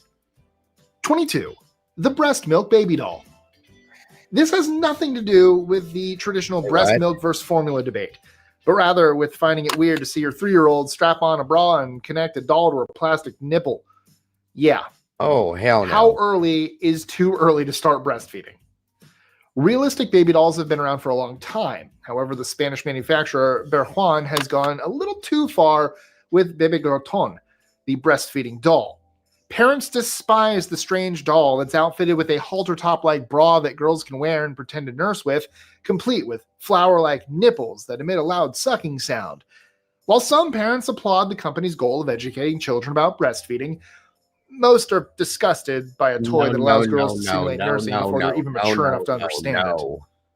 21. The 9/11 toys. You'd have to live on another planet not to understand that the 9/11 terrorist attacks on the Twin Towers should not be made fun of. Despite this, toys depicting the attack and a guy resembling Osama bin Laden at the Twin Towers began appearing in candy bags in 2004. Consumers and Lizzie Corp, the corporation that supplied the sweets, were shocked. The toys were purchased by the distributor from an importer as a part of a mixed lot, with the offending figurines classified as plastic swing sets. Lizzie acted promptly, recalling the chocolates, and no doubt delivering really harsh remarks in the direction of the manufacturers. 20.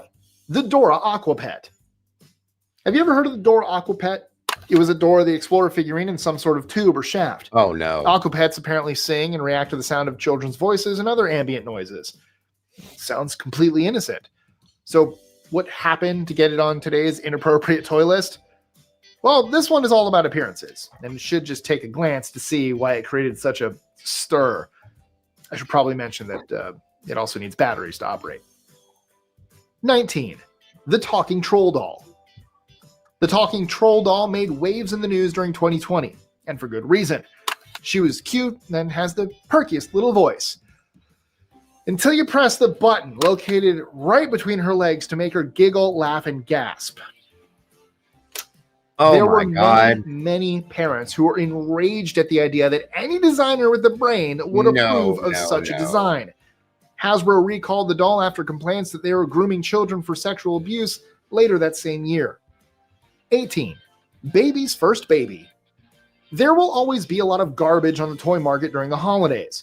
In 2012, we had Baby's First Baby, a pregnant baby doll whose fetus is also pregnant. Fortunately, this toy never made it to shelves. It was the nightmare creation of artist Darren Cullen.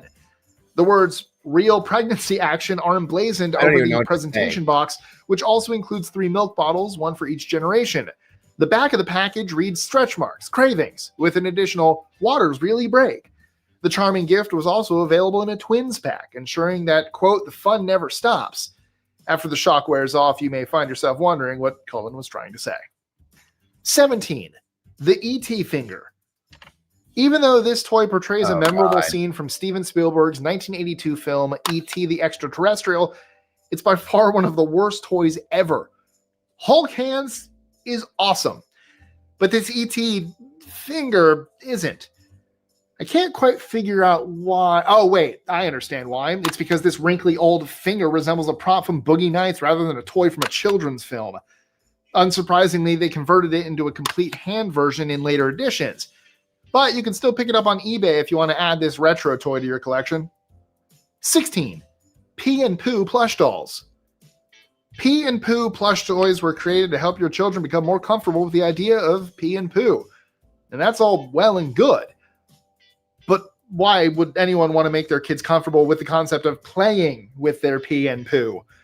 While these are obviously intended to aid with toilet training, it appears that teaching toddlers that handling poo is okay is not the best idea. According to the packaging, it was created in 2004 in Sweden by renowned designer Emma Megget with educational and safety components in mind. Emma probably doesn't have a toddler of her own.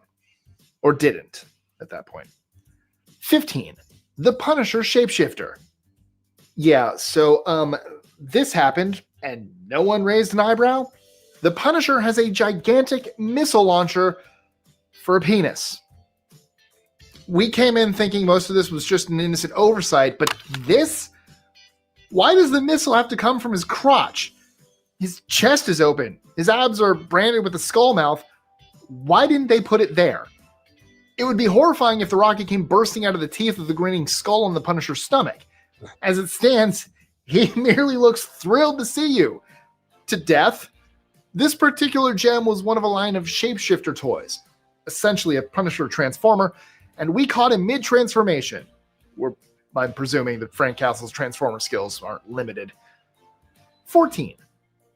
The Nestle Rafiki and Kiara figurine. In the movie The Lion King, a wise baboon called Rafiki acts as Simba's spiritual advisor. That setting was masterfully replicated in this little figurine from the second film, Simba's Pride.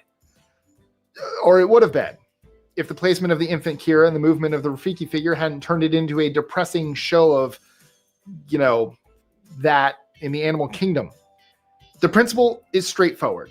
Rafiki's tail is pushed, and he pulls Kira into the air. Kira is lowered again when you release the tail. Unfortunately, the toy didn't work correctly, and no matter how hard you pressed on the tail, he only raises Kira a few millimeters upward. 13. Growing up Skipper. Skipper was initially intended to be Barbie's little sister, but in 1975, Mattel thought it was high time for Skipper to experience puberty. To illustrate puberty for a young girl as accurately as possible, Mattel spent about 20 minutes researching. Yes, factually accurate puberty hitting Skipper could grow an inch taller if you twisted her arm, and she would magically develop breasts, just like a real teenage girl. No way. Obviously, that all created a lot of uproar, so much so that Mattel never attempted anything that dumb ever again. And I'm kidding, because they actually took it one step further. 12.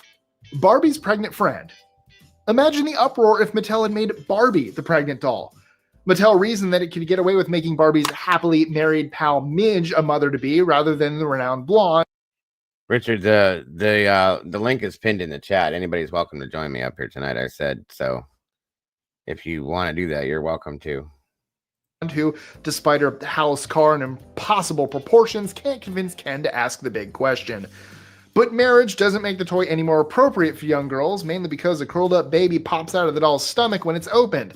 Yes, it's the marvelous miracle of life. I remember this. But very few parents like to see their child recreate a C-section. And you know what?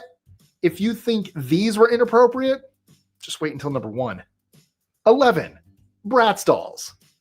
Bratz dolls, the rival doll line that sprung up in the early 2000s in direct opposition to Barbie, have been controversial in the world of toys since their inception.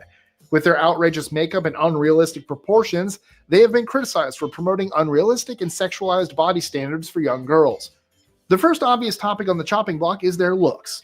With eyeliner that would make a scene kid blush, lips that probably required more than a couple of fillers, and the signature smoky-lidded eyes, they seem more like a problematic Instagram influencer trying to pull off an edgy but ill-advised look than a toy meant to entertain young girls. Have a great Not to mention night, mini skirts and dozen-inch heels that make Happy Barbie's Thanksgiving, outfit and I hope seem your kids puritanical, and somehow God doesn't bless. stop there. On more than one occasion, the Bratz doll line has been accused of promoting a harmful message to young girls. That appearance comes before substance.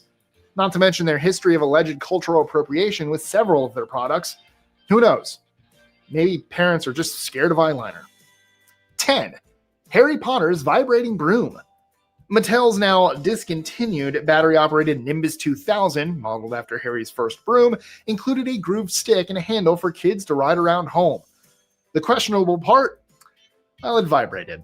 Some of the, now deleted, Amazon comments were so excellent that they had to be posted with a wink, like the one from the 32-year-old mom who wrote that she enjoyed riding the broom just as much as her tweens. I bet she did. 9. Rad repeating Tarzan. There's nothing wrong with this doll. As long as it's not moving. Sure, a crass teenage boy may claim that his right hand is positioned as if it were hiding a hidden, But the real magic happens when you pull the small lever on Tarzan's back. Please, just do yourself a favor and watch the hilarious YouTube clip on this toy. There is no doubt about what he's doing. Amazingly, Mattel built him with a mechanism that can only do that. Mattel had to redesign the doll after roughly 100% of the boys who picked it up had Tarzan doing it dirty after less than 5 seconds. No way. 8. The chopped up woman. What? This toy is a bag containing an anatomically correct woman who has been chopped into several bloody pieces. I kid you not. She has blood seeping from her wounds and blood-stained spurts across her face. Perfect for the parent who wishes to divert their future serial killer's attention away from animal cruelty. 7. The racist gollywogs. Gollywog dolls, named after a blackface character in the 1895 book The Adventures of Two Dutch Dolls and a Gollywog by Florence Kate Upton and Bertha Upton, were incredibly popular in England, and elsewhere in the first half of the 20th century, but lost popularity in the 1960s during the Civil Rights era, for obvious reasons. Thank you, Cal. However, their popularity was revived when a shop on the Queen of England's estate was discovered selling toys in the 2000s. They were promptly removed from the shelf, but more gollies were found in other English stores. It appeared to be a case of nostalgia, as many grandparents wanted to acquire them for their grandchildren. Some things are better left in the past. 6. The Oreo Barbie. You know, while we're on the subject of racist dolls, we thought it'd be a great idea to add Mattel's Oreo Barbie to the list. A toy company collaborating with a company that offers sugary treats may be considered problematic in and of itself. Still, Mattel took the partnership to an unacceptable level when they collaborated with Nabisco's Oreo cookies to produce a black Barbie in 1997. There was clearly not a single black or even socially aware person in the boardroom when this decision was made, nor during the lengthy design and marketing stage. If there was, they would have undoubtedly explained that Oreo is an ethnic slur used to define a black person who's white in the middle. The dolls were met with fury and disbelief, and Mattel promptly recalled all Oreo Barbies from stores once they realized the extent of the issue. 5. Frooze Pop. So, for the second time, I have to wonder if the folks who design items for children are incredibly naive, or if they're a bunch of giggling stoners trying to see what they can sneak past the marketing team. The Frooze Pop resembles a prosthetic penis, for lack of another YouTube-accepted word. Okay, you can say that about a lot of food. However, licking the Frooze Pop long enough results in a gooey material squirting into your mouth. Wow. The Frooze Pop was promoted to children in Singapore with a voice that said, "Lick it, suck it." Perhaps they're not as cynical as we are over there? 4. The Oozinator. Oh, well, that doesn't sound too bad, does it? Some kind of squirt gun, right? Well, here's a photo of what it looks like to get shot by the Oozinator. They say a picture is worth 1,000 words, which is fortunate because typing a description of what appears to be occurring to the child in the picture is definitely a crime in all 50 states. But that's not water, though. It's ooze. It's far worse than action, believe me. Just watch the YouTube ad. And of course, it just had to be pump action. And since we're on the subject of dodgy squirt guns, I guess I'm going to have to tell you about the 3, the Batman water gun. If you want to give it a go, please try to convince me that the toy makers saw nothing sexual about this vintage 1966 toy. So what if you pull a plug out of Batman's hiney to fill it with water, then press his private parts to make him shoot water out of his mouth? They probably did that all the time on the playground in the 60s, right? Either way, we'd hate to see what his trusty sidekick Robin looks like. 2. Wolverine's squeaky hammer.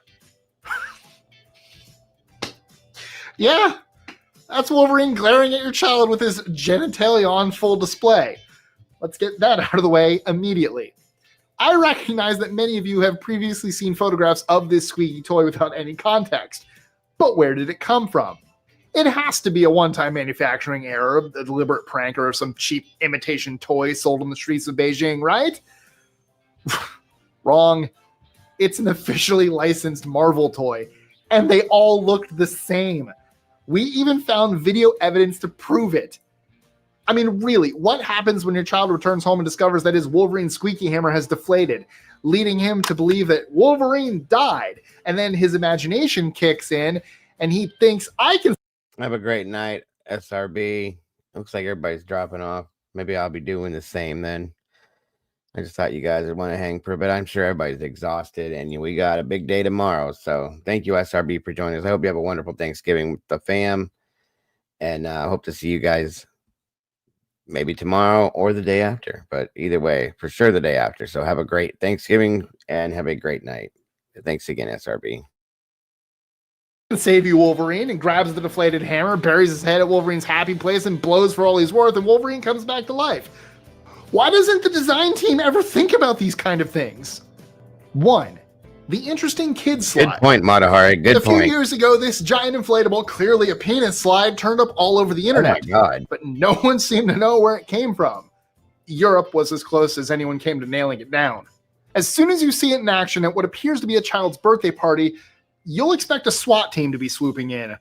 So if the clip leaves you confused, don't worry. I'm here to help you out. What you can see is part of an inflatable train that kids can wriggle through. We just want to know why the train has to end in a giant member. Honestly, nothing on a train looks like that. And why do the kids have to crawl out the opening at the tip? And why are we the only people who think there's something wrong with letting your kid play in there?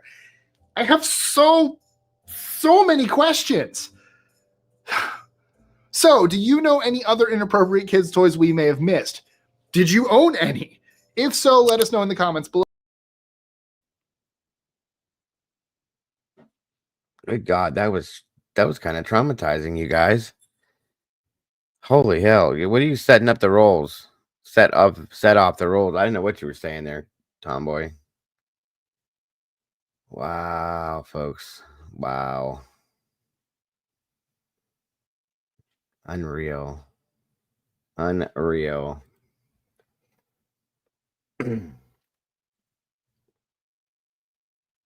Yeah, I guess so, because I've never seen most of those, thank God, because I sure as hell wouldn't allow my kids to have them. Just saying. Yoy. That was crazy. Wow. Wow, wow, wow. Put them on the trays and speed wreck. What time do you guys eat tomorrow, Tomboy? You must eat early. Really early. I don't think we eat till like 3 or 4 tomorrow. 2 o'clock, huh? Okay, gotcha. Oh, let's see.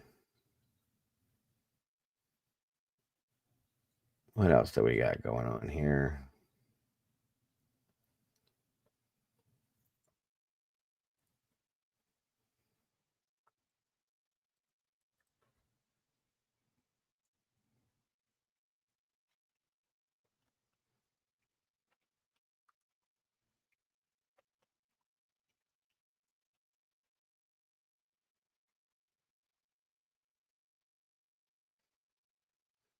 Yeah, it's amazing that by comparison to today, right? Good point, Phil.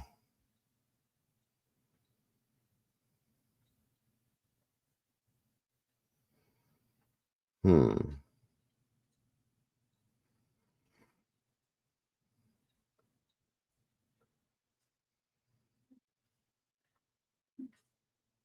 on now.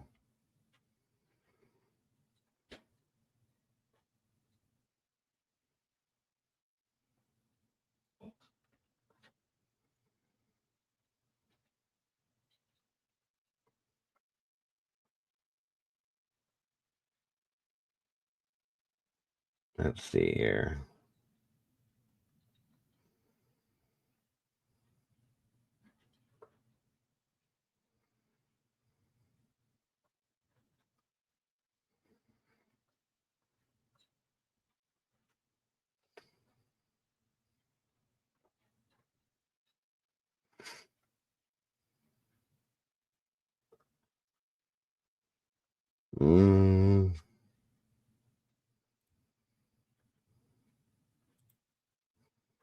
Let's look at some old funny ones. Let's see how this goes. These are commercials again.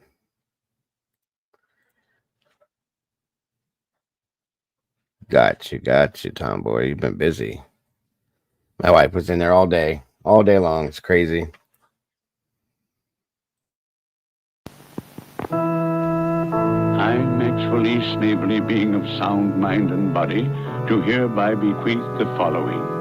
To my wife, Rose, who spent money like there was no tomorrow, I leave $100 and a calendar. To my sons, Rodney and Victor, who spent every dime I ever gave them on fancy cars and fast women, I leave $50 in dimes. To my business partner, Jules, whose only motto was spend, spend, spend, I leave nothing, nothing, nothing. And to my other friends and relatives who also never learned the value of a dollar, I leave $1. Finally, to my nephew, Harold, who oft-times said, a penny saved is a penny earned, and who also oft-times said, gee, Uncle Max, it sure pays to own a Volkswagen. I leave my entire fortune of $100 billion. It certainly is a big bun. It's a very big bun. Big, fluffy bun. It's a very big, fluffy bun. Where's the beef? Some hamburger places give you a lot less beef on a lot of bun. Where's the beef? At Wendy's, we serve a ham modestly called a single. And Wendy's I used to single love has more this beef than commercial. the Whopper or Big Mac. At Wendy's, you get more beef and less bun. Hey, where's the beef? I don't think there's anybody back there. You want something better. You're Wendy's kind of people. This is the foot that kicked the skate, that swung the door, that hit the vase, that tipped the plant, that pushed the light, that struck the picture, that toppled the table, that knocked the radio, that scared the dog, that bumped the chair, that shoved the piano, that collapsed the wall,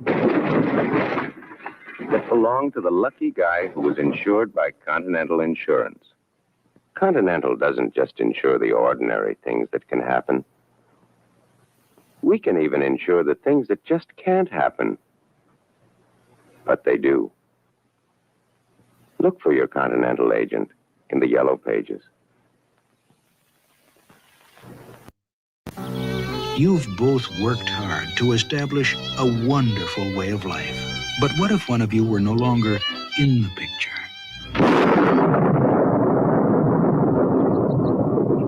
Luckily, you have total way of life coverage from Independent Life. It protects your total lifestyle so that you can go on living in the manner to which you've grown accustomed. When an agent from Independent Life calls, talk to him about total way of life.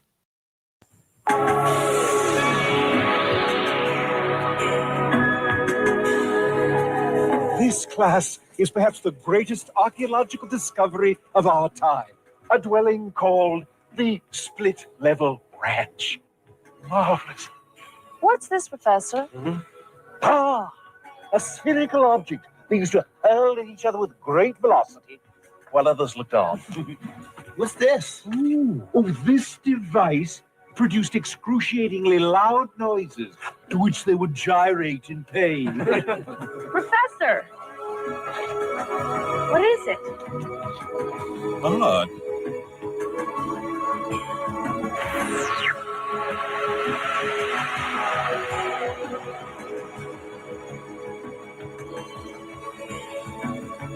What is it? I've no idea. Pepsi, the choice of a new generation. Who's S Rose, Phil? I have no idea what you mean. S Rose. No, I have no idea. Really? Why? What happened? And when? Class citizen. Which is why, when you get on a Southern jet, Hi, Mr. Gill. Sit anywhere you like. you'll find no curtain separates the peasants from the nobility. No one takes the legroom from you and gives it to some...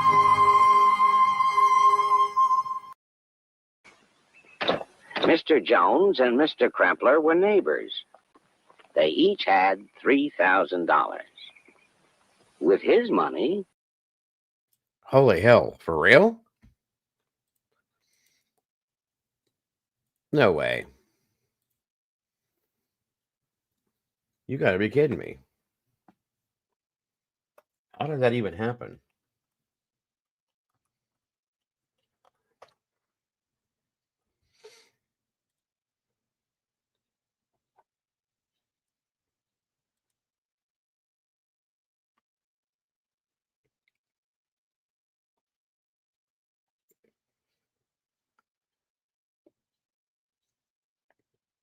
I still see him, I think, if this is the same person.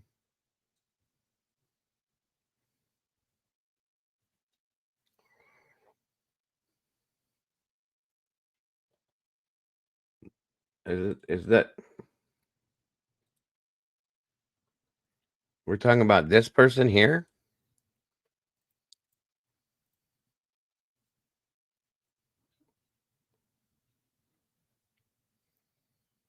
Is that who you guys are talking about?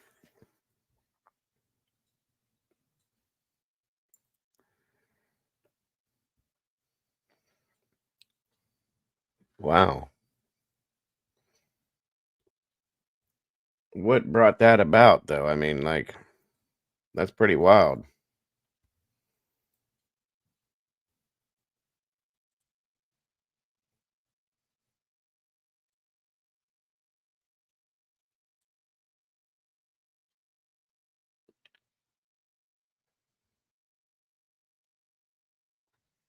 Weird.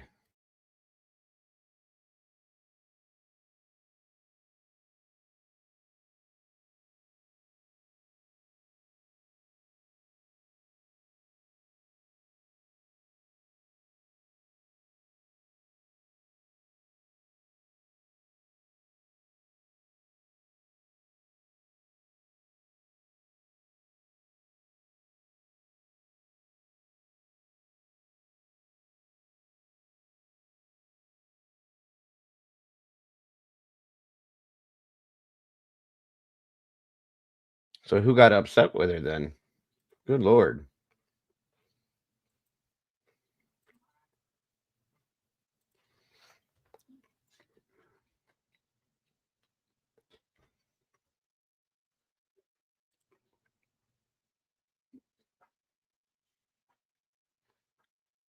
Hmm.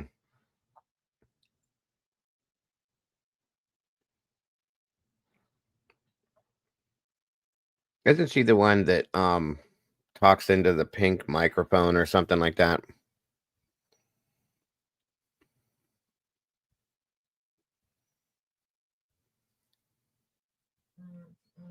I was told that she could fix it, but she's just done. Someone she cared about talking shit on another channel. Oh. You'll have that one, yeah. Welcome to YouTube. That's happened to me I don't know how many times. Way too many times.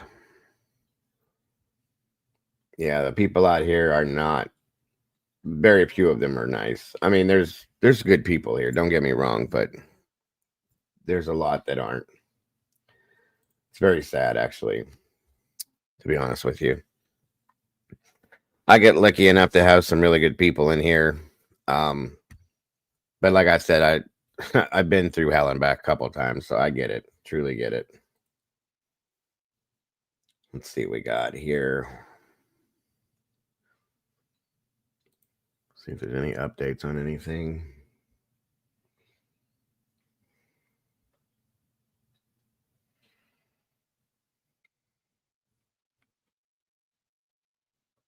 Uh-oh. What do we got here? Hold on.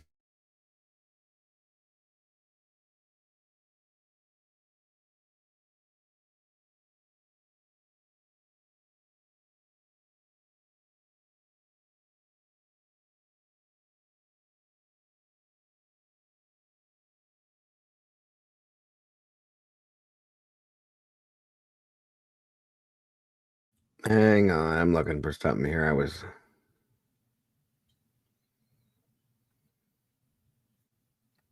Whoa. This is wild. Check this one out, guys. Well, I feel bad for her. That's horrible. I don't want to like see anybody go through that. That's just wrong.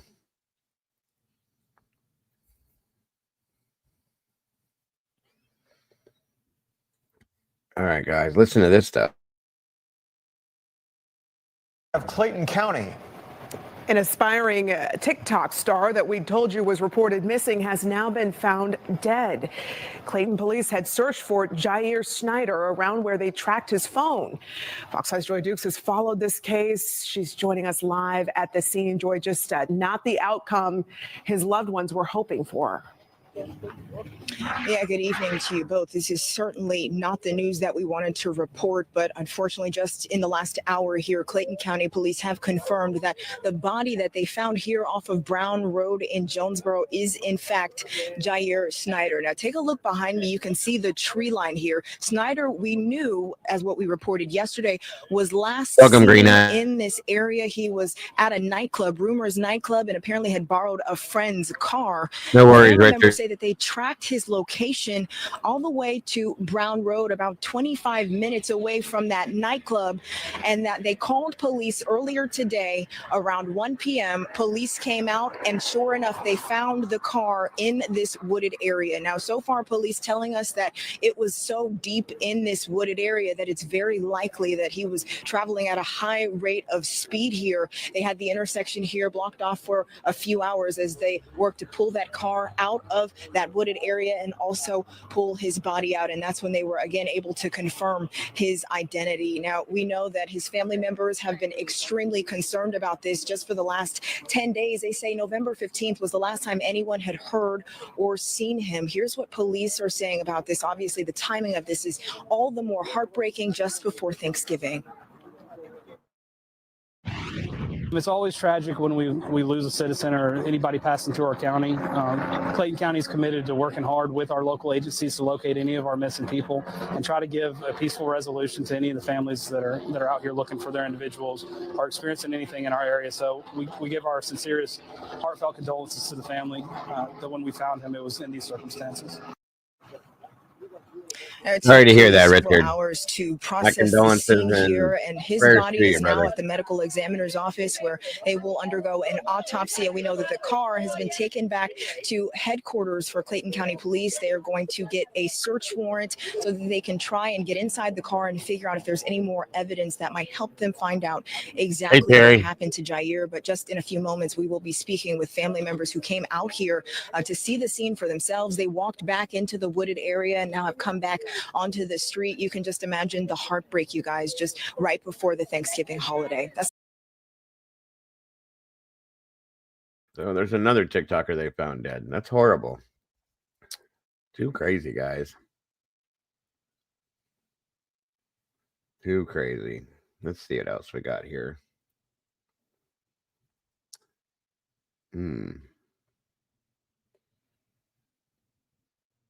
That's sad. I feel bad for his family.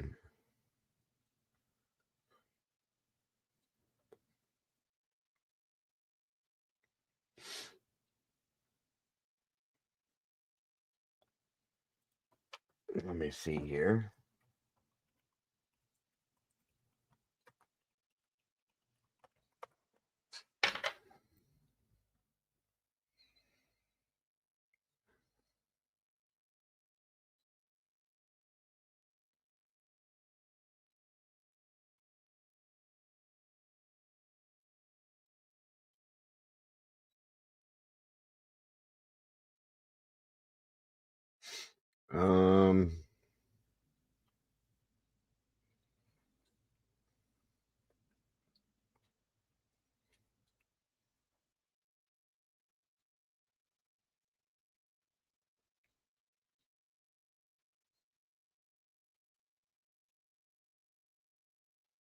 No way. Hold on.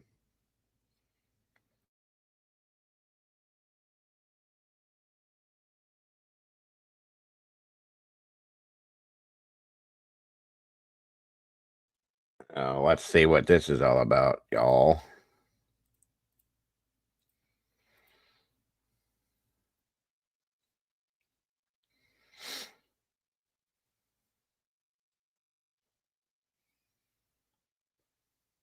The James Webb Space Telescope, JWST, was launched to deepen our understanding of the cosmos.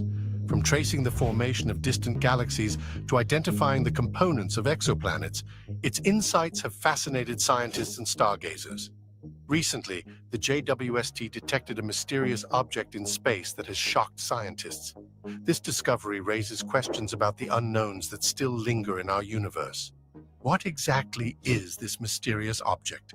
And what does this discovery mean for humanity? Join us as we reveal the terrifying new object JWST detected in space.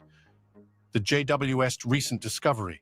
The James Webb Space Telescope, which was launched in December 2021, has made a recent discovery about an object that could change our understanding of the universe in profound ways. Being one of the most powerful space telescopes to be ever built, it is designed to explore the universe in unprecedented detail, focusing on infrared wavelengths to observe distant galaxies, stars, and planetary systems. This mysterious object found by the JWST behaves very differently from typical celestial bodies like stars and black holes. Rather than being stable and serene, it disrupts the space around it, causing nearby gas clouds to swirl erratically and light to bend in unexpected ways. Scientists believe this object may be generating its own gravitational field, one that Well, that is not what I thought that was going to be. Let's see here. Who are you guys talking about over here?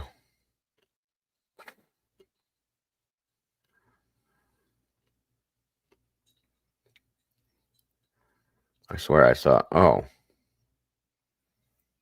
Let me see something here.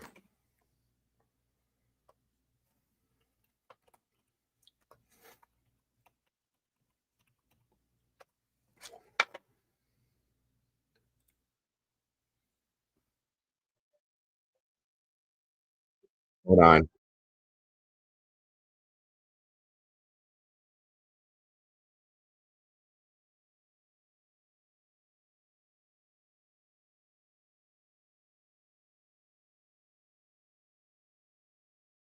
This guy's out of Ohio. I've heard about this guy. I've seen you guys talking about him in the chat.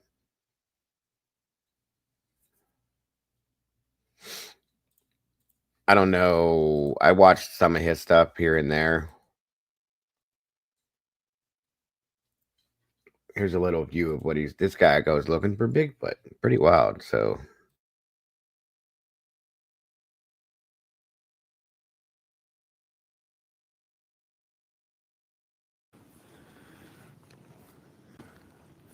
I believe they're coming off those tracks right over into this stuff here. I gotta be. Without a doubt. I gotta switch hands. Whoa.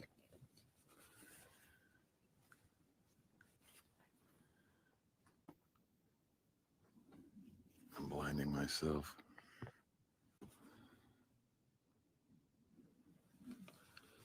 Hello.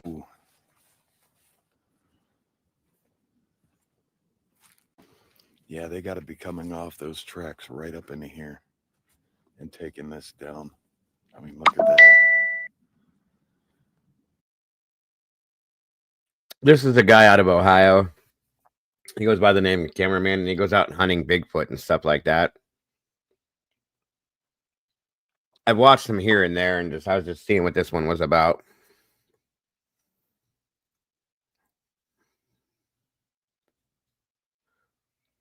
Oh, I'm sorry to hear that, Phil. Kimmy, hello. Debbie, hello. Goodens, Grizz. Hello. Oh, yeah, it keeps snow off and on. Didn't get a lot of snow. It just kind of, it's frosty, but not a lot of snow. Oh, man, do I got to tell you. Oh, Nancy, T-Mac, Allison, Victoria, hello. So I got to get into them. It was beautifully made too, beautifully crafted. Oh yeah, it was. I got my headlamp on real quick. Yeah, mystery, absolutely.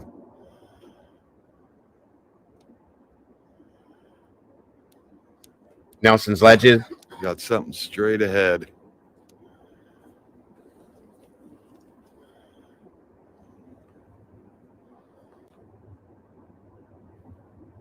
That's how close we're almost to the tracks.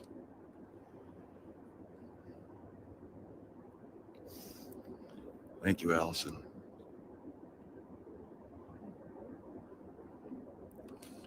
Oh yeah, they could see infrared lights for sure.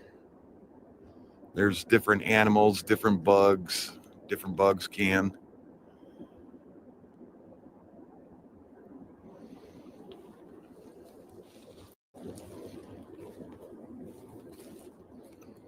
Wow.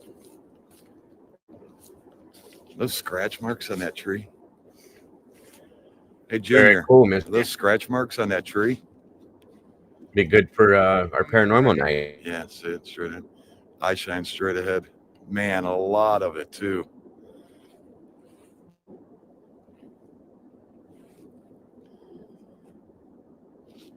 What was that?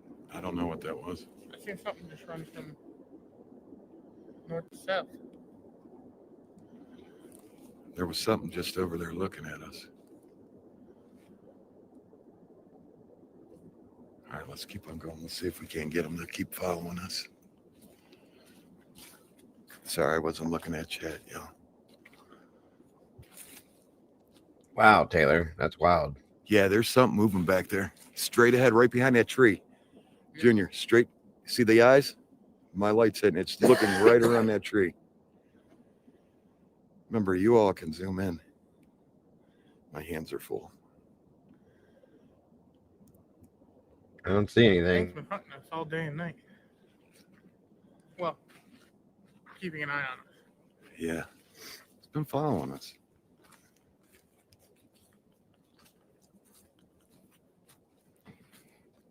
We'll just keep on walking this line. Oh, yeah. Hear that? It's crunching back there.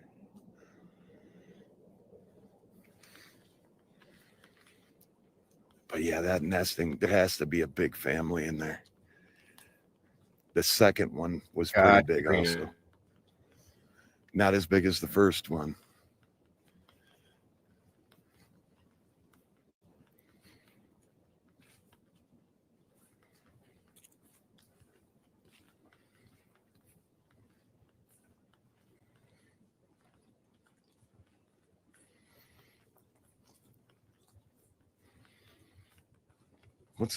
I'm gonna go lights out for a minute. Gotcha, mystery.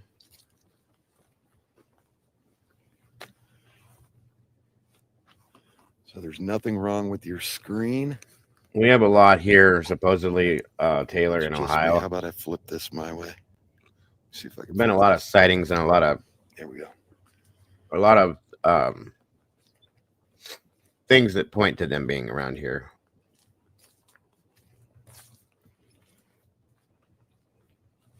I'll go red. Our most notorious one is called the Ohio Grassman.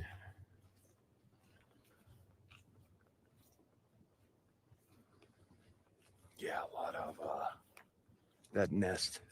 The second nest had to be around 25 yards.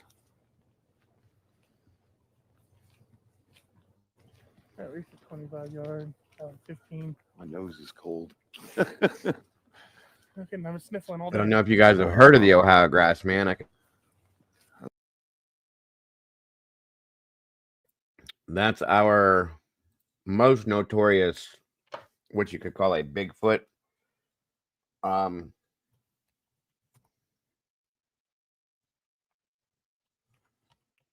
on a minute. Let me see if I can show this to you guys.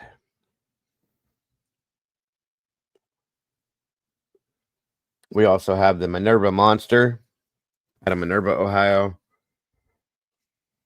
Let me see here. We also have the Ohio Dogman up in Hocking Hills. That one was interesting.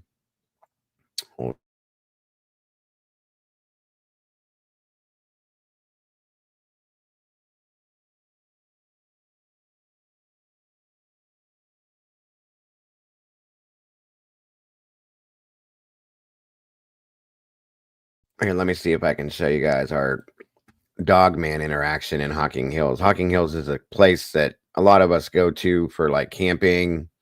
They have cabins up in there, but this guy was pretty serious about this. Here you go, guys. Hold on.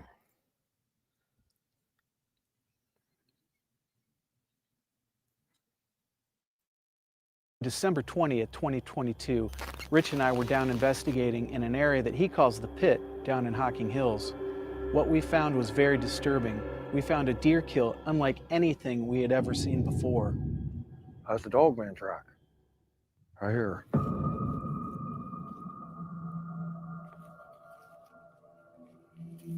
Look at that.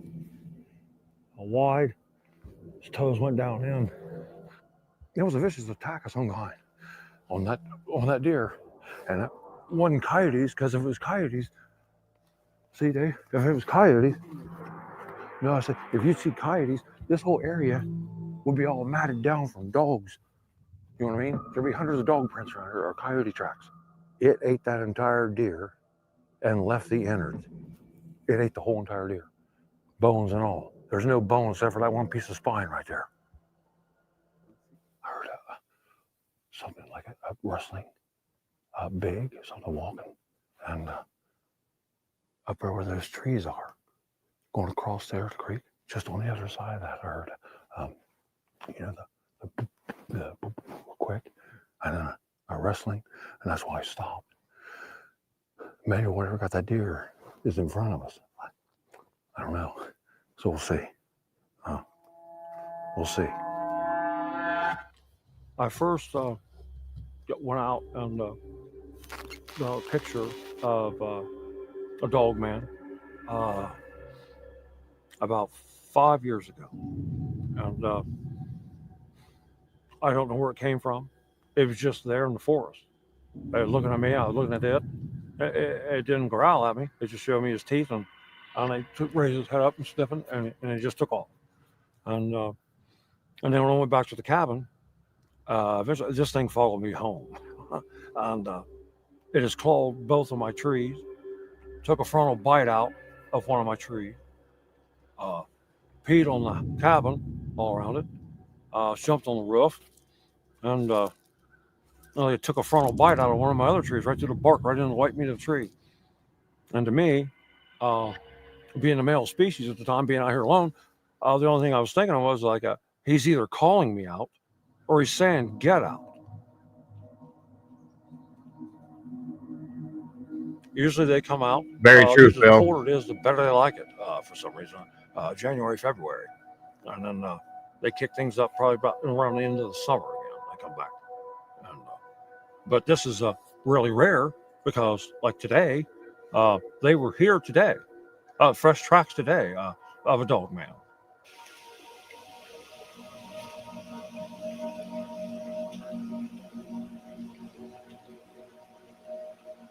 This area right here, I came in here one time, and I found 3 deer hides. It's like it just ripped right off the deer, not cut, and they peeled it off. The whole carcass, the whole like a dress. One there, one laying there, and one laying long ways right here, and blood all over the area.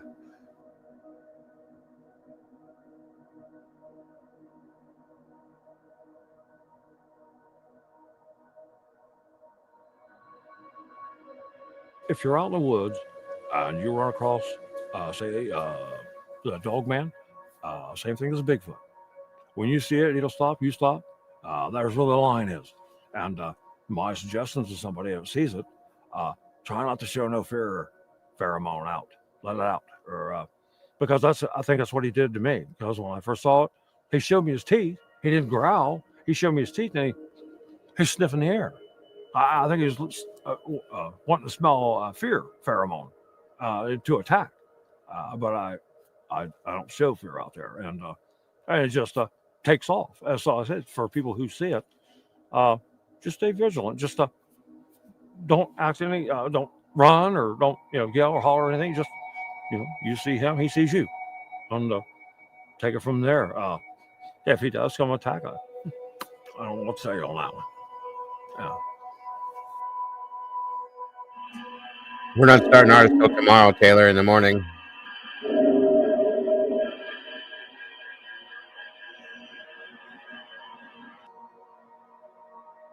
Thank you for watching this video, and we appreciate your support. Stay tuned for our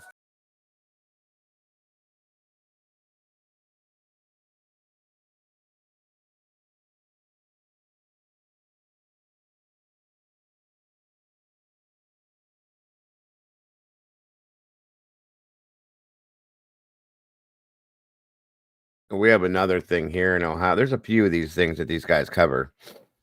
There's one called the Ohio Howler as well, which I think is, me personally, because I'm a skeptic, I think it's a wolf, like, or coyote. I'm sorry, a wild dog. Sorry about that.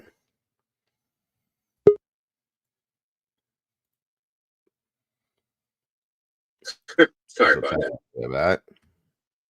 Welcome, Richard. Hey, aloha, dude. Go ahead. Yeah, let's find out about this wild dog. Let's find out. It was completely different from the southeastern Ohio Bigfoot and the southeastern Ohio Grassman. Rich described this creature as having hair that was able to reflect all the colors of the forest, depending on its surroundings, even when the sunlight would change. And when he described to me how he actually got this footage, what he went through to get it, I was in awe. So now you have the opportunity to hear his story and actually see some rare footage of the Ohio Howler shot by Richard McCandlish back in 2014. The Ohio Howler is a species out there that has been seen very rare through time. It was first seen around 1700s, probably earlier, but the research states that Daniel Boone was bringing settlers to a fort in the 1700s, and the people in the last wagon train were attacked. They said it was had jumped off this hill, knocked both of them off the covered wagon. The lady was trying to beat it off her dad with a rock, and some of the people in the wagon train come running back to help. That incident, it's happened like 2 or 3 times in that period where it attacked somebody.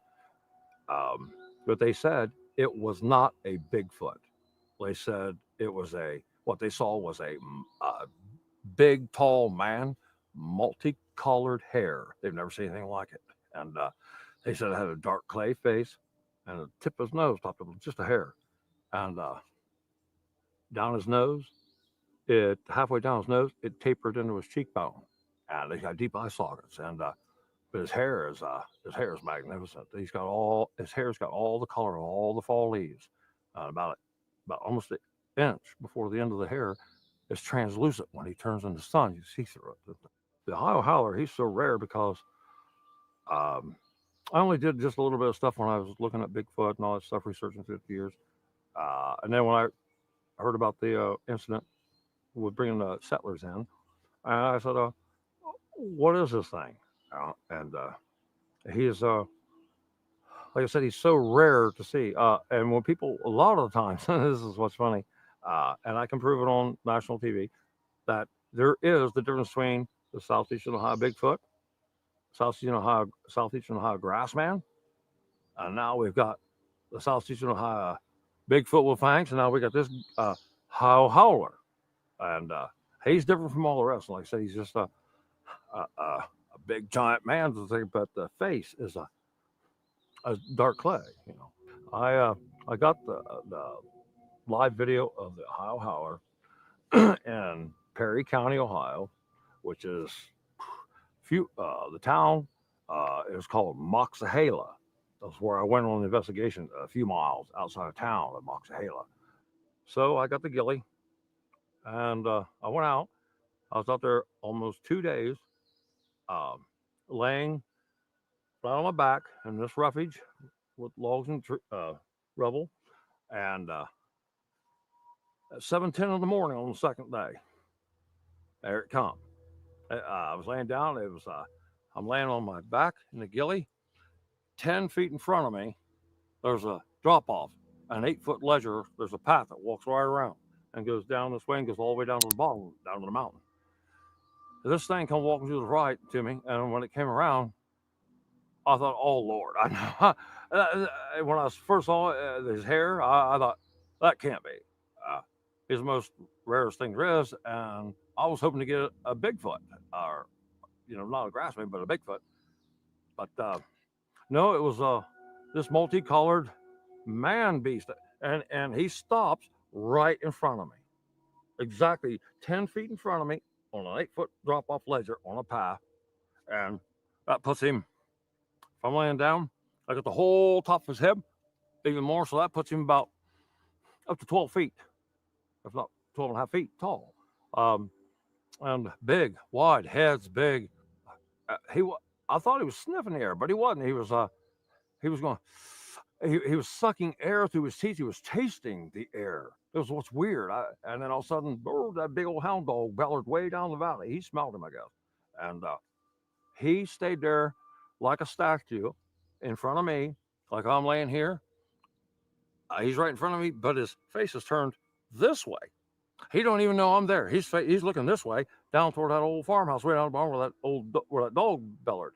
And he stayed in front of me until he burnt the whole tape up on my recorder. Or 3 hours, standing right in front of me. Well, when it first comes up, when it airs, what they're going to see is right off the bat, you're going to see his face. He's looking. If you're looking straight, he's got his head turned just aside a little bit. But you see his whole face, the top crown of his head. He's massive. He takes up a whole big area. You can't even hardly hear him breathe. He's just like a stone statue. Every once in a while, you see him barely move, and you can hear the freezing rain dropping all around me. And like I said, I'm laying there in the ghillie, flat on my back, freezing rain all night, almost the second day. And then, like I said, he just sits there, comes up. I don't know that I He's see right anything, in front bro. of me, and I'm like, "What do you do?" He doesn't know I'm there, and he's already known for attacking man. So, when you put yourself in that position, what's he going to do if you get the drop on him and he sees you? What's going to happen? That right there.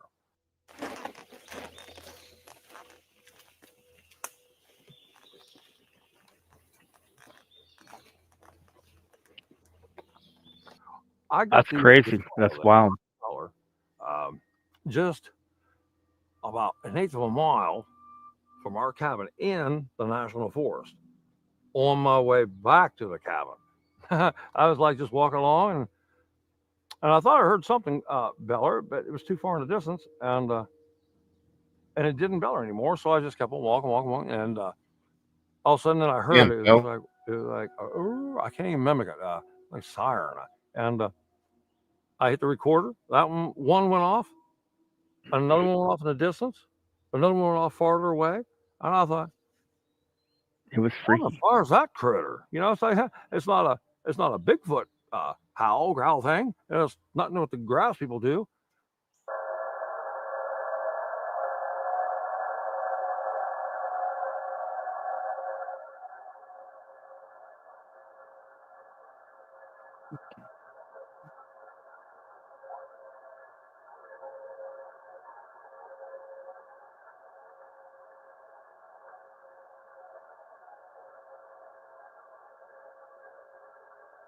I don't hear nothing.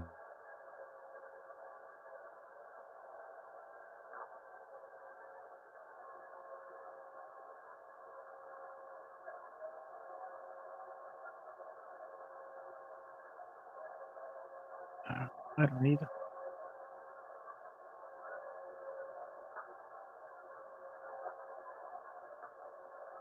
Audio of the Ohio Howler recorded by Richard McCandlish.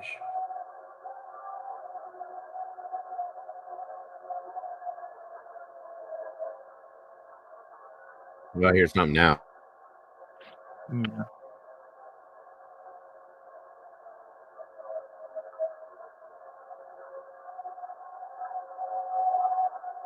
Oh, now, yes. I'm sorry.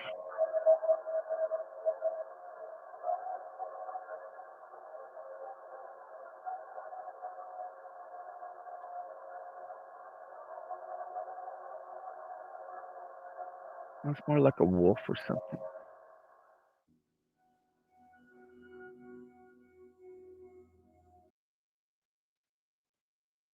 I guess that was the Ohio Howler. And we also have... Hold on a minute here.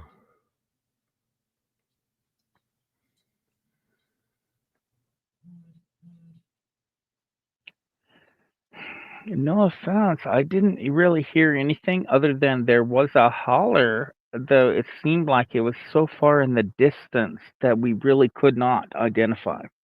Mm-hmm. That's where I'm at on that. I agree. Now, this is some more of these this dog man sightings. Now, I had somebody talk about this out of Ohio, more towards southern Ohio. I've never seen or heard anything like this, but this guy swears up and down he was attacked by one of these things while camping. And I had to wonder, was it a dog?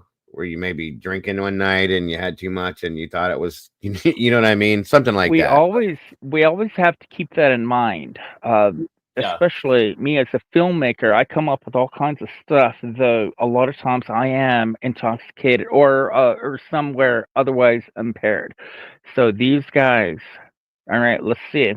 Cryptid, Ohio Dogman. Wow. These are some more of these. This supposedly this has with pictures or photos at this point. So Mikey says Orlando has become so overpopulated that it's noting to see coyotes the size of German shepherds roam neighborhood. Oh, I'm nothing. Okay, I got you. Yeah, we got a lot of them here too. Lots, and we get a lot of here in Eastern Kentucky, a lot of coyotes and stuff. But my landlord has asked me to let them know so they can send out the troops and go take them out. All right. Mm-hmm. Yeah. Rake's Funny Farm, welcome. Good to see you. Hello. Menor Headlands is my home. Wow, awesome. Good stuff, Rakes. Right, let's see what they got here.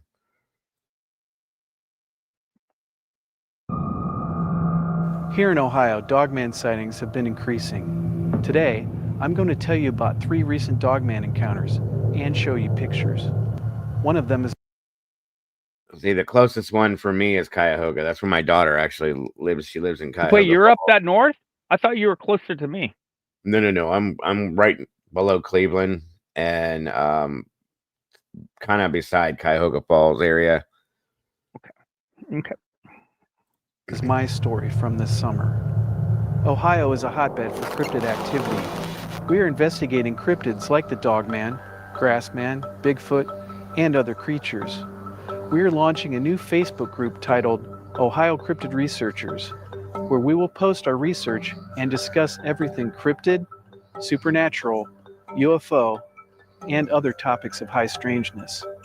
Also, don't forget to like and subscribe this channel. I have personally recorded sounds of these creatures in my many investigations. Now I have a photograph. Let's dive into the strange world of cryptid creatures, most specifically, the Dogman. My story begins on a beautiful day on August 1st, 2023, in Cuyahoga County, which is in Northeast Ohio. I was hiking in a local park. The sun was out and the temperature was warm. I had been on the trail for just about 20 minutes. Just then I heard a loud sound of something big banging around in the bushes, not more than 100 feet from me. This did not sound like a deer, as I have heard many of them. This was something different. I could not see what it was, I could only hear it. I had my cell phone with me and turned on the camera and started taking pictures in the direction of the sound. After I took 5 or 6 pictures, I hastily hiked back to my car. Sometime later, I decided to look at the pictures I had taken. When I looked at the first one and zoomed in on it, I was shocked. Looking right at me from the bushes was an all-black canine with pointy ears. I've been back to that exact spot where I took the picture. The area where the Dogman was is in a briar patch. The ground slopes down at least 4 to 5 feet back there, so this creature had to be pretty tall. And when I researched the moon phase for August 1st, it was a full moon at 100%. The next encounter takes us to Hocking County on May 19th, 2023, in southeastern Ohio. My good friend and fellow researcher, Rich McCandlish, was researching in an area called the Pit. I will let him tell his story. I was down here at the pit on May 19th, and I know I should have came with Pause somebody if you else like, too, Dago. but I came alone. What'd you say? No, I said pause if you like. I believe they're using AI footage instead of actual footage, and that kind of disrupts my focus. You know, Uh, because it went from like something that seemed totally legit until it went into like dead trees, and then instantly came back with snow covered trees. So I think they're using AI, which is what I'm doing with my project. I just wanted to point it out that yeah, they're adding additional stuff here. oh, probably. I wouldn't doubt it. Yeah, A lot of I that just happens. wanted to add that. Absolutely. I got you.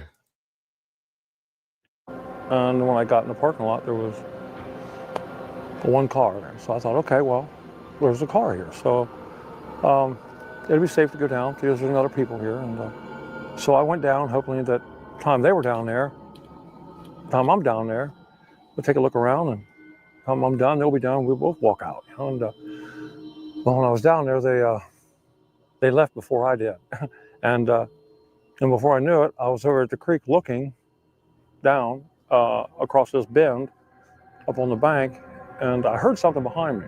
I was like, is that a coon? Or, just a possum or something. And I turned and looked. I didn't see anything. And the second time I turned, there was nothing. And I thought, well, I'll just wait here and I'll just turn my tablet on, and then wait to hear it again. And when I did, I reached down and grabbed my tablet. I put it up against my chest, and I stood up and I turned around. Just when I turned around, right on the creek bend, right there behind the shrub. I didn't even look at him. I didn't even see him when I first turned around. I heard the noise behind me, so I turned around and just went snap, took the picture. And then when I looked to the left a little bit, I saw him standing there, and I just went, oh. I just turned back around. I just laid my tablet back on the ground. And Now that's different, but Kind of looks like a bear, though. yeah, that's what I was just thinking. That's kind of exactly what I was thinking. So I'll go with that for now. waiting for him to attack, but he didn't. I waited and waited, and they had turned around, and he was gone, and I didn't even hear him leave. Just took off. On May 19th, there was a new moon with 0% illumination. A week ago, I was able to sit down with my friend, Matt Emsch. He had his own terrifying dogman encounter in Youngstown, Ohio, in an abandoned steel mill with 3 of his friends when he was only... Now this here, I'm very close to this. This is actually where the area that I grew up in, and this mill has been abandoned probably for about 35 years. That is gorgeous.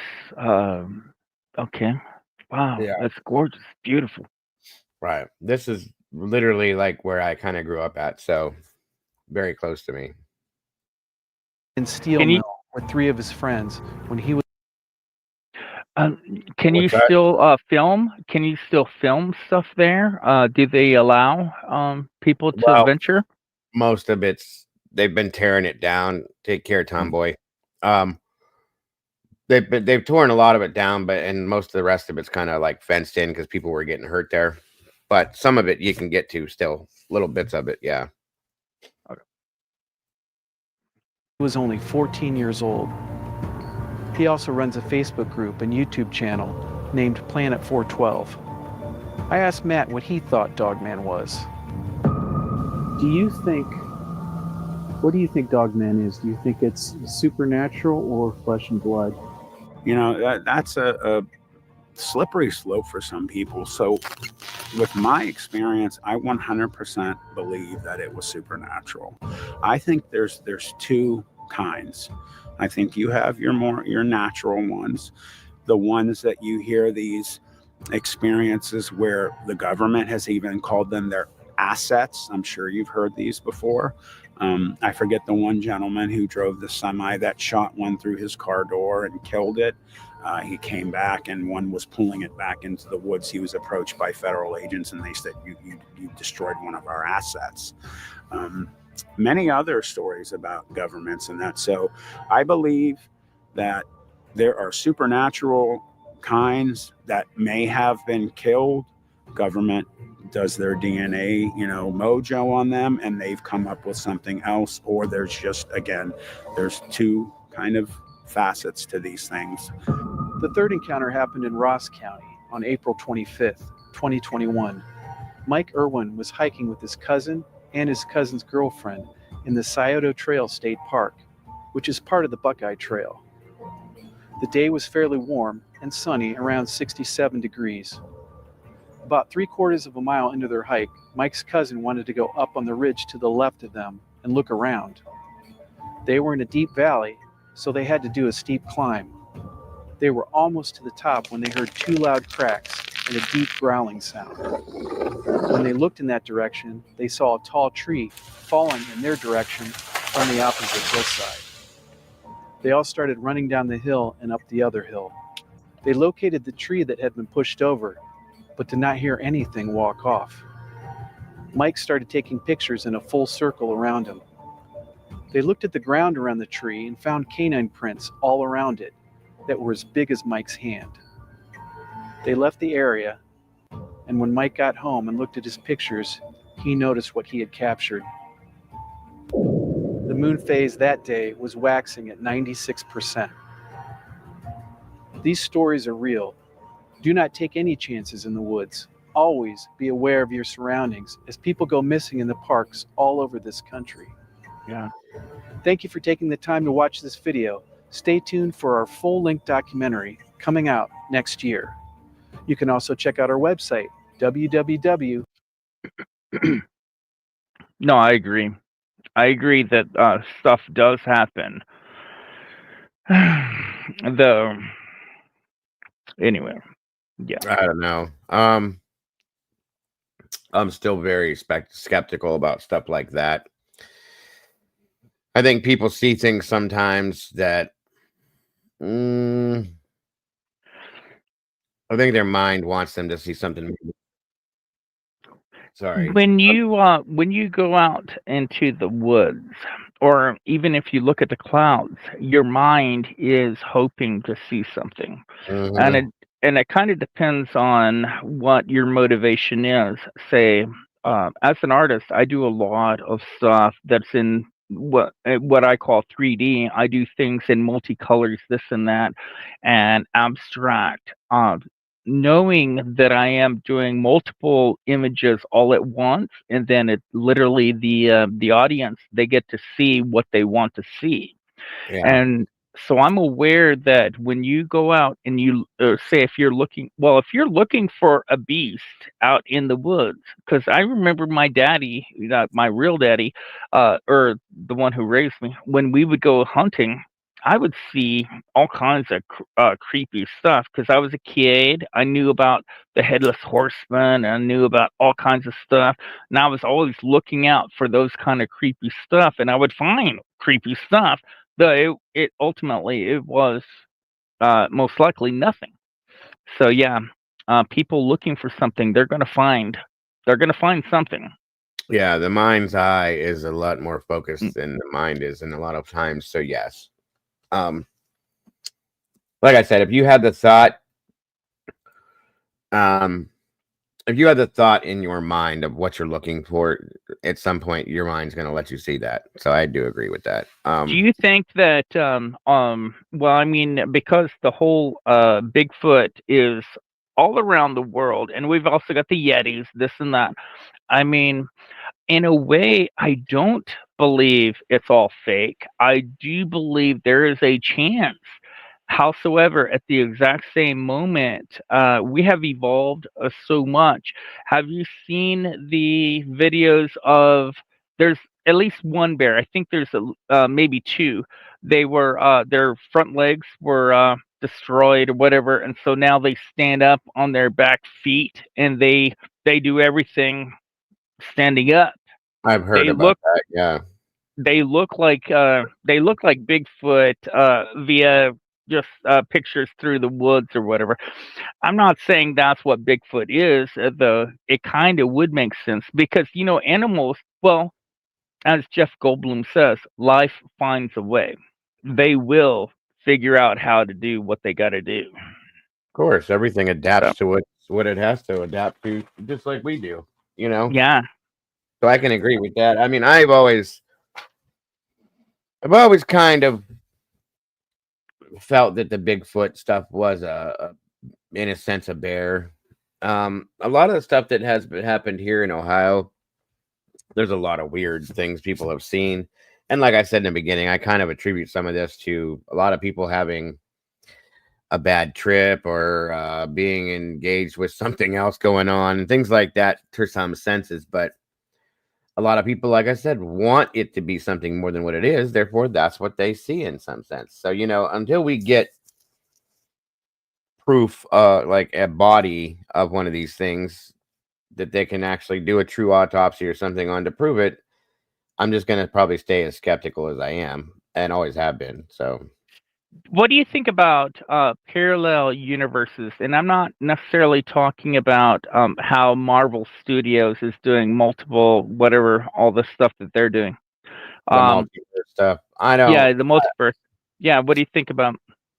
I mean, I've read a lot of stuff on that, and I've looked at a lot of different, you know, videos and stuff. I mean, anything, we don't know. Anything could be possible, but why is it all of these things that are out there that we have trouble finding and seeing and hearing, and why is it that we just don't see it for what it is right in front of our faces?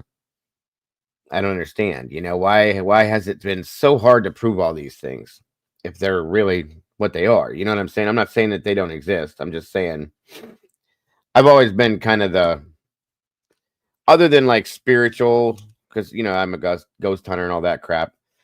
And I'm still skeptical with that because I try to prove the scientific side of things before I go to the very last, which is okay, that could be a ghost, you know, but I don't know. I don't know. I'm not saying that they don't exist. I'm not saying that they do exist. I don't know. Well, remember, I did send you a message, and not that we're going to get into there tonight, though I do have a rather colorful history of the supernatural. And because of some of what I personally have experienced, and now watching some of these videos, Ancient Aliens, and even Joe Rogan, some of his interviews, this and that, and flipping my mind back to periods way before, like how did the pyramids get how did they get I was about to say corrupted, but I meant to say built. Yes. Right. No, some of these things do kind of, well, I mean, those are questions obviously to be asked, though. Some of my experiences, I've had moments where my interaction with other things in the physical, in which, well, I can't prove them now. They happened back in the 90s, though. Yeah. So, I mean, that's something I would love to be involved in your next conversation when it comes to the supernatural. Because, yeah, I can at least share my stories and then we can have a discussion about them because certain things do make sense on how other things were done in the past, if you can at least accept that other things are happening around us right now. Like, oh shoot, oh wow, that slipped my brain like real quick. It was like, so if you, oh man, what is it? It was something like if you lost this and then you found it over here and then you realize, oh, anyway, so yeah, I would love to be involved the next time that you do a supernatural thing. Yeah, I would like to do that, Okay. and That's no I problem. could tell my backstory in detail. Absolutely. Sounds good. Sounds good. Always open to hear anything like that. No, This next it'll blow your freaking mind, dude, and it involves snot and vomit and bodily fluids, because yeah. So anyway, what do you have coming up right now? This is just this is a video I had of the 10 most, pretty much the creepiest type things of Ohio that have been brought Hey, out over the past so many years. Hey, let me pause. Hold on just a second. Because my stepdad is in the hospital right now, apparently his relatives were the ones in. Now, I don't know all the details, so I'm going to paraphrase. His relatives were the ones in New Hampshire that received, I guess, or they, the largest meteorite or something alien or whatever. That is my stepdad's family. Yes. Okay, gotcha. Yeah, I remember hearing about that. And I need to get the details from my mom, and I was hoping to sit down with my stepdad, though he and I have never really been on good terms. Though now, like I said, he's getting at least one of his legs chopped off. I'm hoping at least he'll kind of talk and stuff and tell the story. Understood, and hopefully everything heals up for him. Oh And God, man, I hope so too. Yeah, even though he was an asshole, I really want him to heal fast. Yeah, of course. Yeah. It's understandable. So yeah, this stuff is just as it states in there, just variations of different things that have happened over the years here that they claim to have happened. Just saying. So here you go. Pastas you should fear. Starting off in our number 10 spot, we have the Loveland Frog. As someone who is not from Ohio, this is probably the most famous of all the Ohio urban legends I came across. The Loveland Frog is an urban legend that originated in Loveland, Ohio in the 1950s, and according to the legend, a group of local men spotted a humanoid frog-like creature near the Little Miami River. They claimed that the creature was about 4 feet tall, had leathery skin, and webbed hands and feet. Over the years, there have been several reported sightings of the Loveland Frog, including one in 1972 by a police officer named Ray Shockey. Shockey claimed that he saw a strange creature. It's so funny that his name is Shockey and that he saw like a strange, what is more shocky? You know what I mean? Shockey claimed that he saw a strange creature on the side of the road while on patrol. When he got closer, he saw that it was a creature with leathery skin and frog-like features. Shockey drew his gun and fired at the creature, but it quickly ran away and disappeared. The legend of the Loveland Frog has become a very popular topic among paranormal enthusiasts and cryptozoologists. Some believe that the creature could be an undiscovered species of amphibian or reptile, while others think it could be a hoax or a misidentification of a known animal. Regardless of its origins, the legend of the Loveland Frog has become a part of Ohio folklore, and the creature has become an iconic figure in the world of cryptozoology. In our number 9 spot today, we have Ohio State Reformatory. This is Lovecraftian, by the way. Reformatory, this spooky place, is a former prison. What's that? I'm sorry, this is very Lovecraftian, by the way, especially with the infirmatory and everything. We got to check the dates, but yeah. Yeah. I've been to this a couple of times. It's Mansfield Reformatory and Mansfield Prison, if you want to call it. So. Located in Mansfield, Ohio. It opened in 1896 and it closed in 1990. The prison is known for its very violent history and inhumane conditions, with reports of harm, bad conditions, and overcrowding. The prison is also rumored to be haunted, with many visitors reporting strange occurrences such as cold spots, unexplained noises, and ghostly apparitions. One of the most famous ghosts said to haunt the prison is that of Helen Glatke, the wife of a former superintendent who died in a car accident outside of the prison. Her spirit is said to still wander the prison, often appearing in the chapel or the administration area. Another famous ghost is that of the ghost in the tower, believed to be the spirit of a former inmate who died in a tragic accident while working in the prison's bell tower. Visitors have reported hearing his screams and seeing his ghostly figure in the tower. The prison has been featured in several films and TV shows, including The Shawshank Redemption and Ghost Adventures, which of course only worked to further popularize its reputation as a haunted location.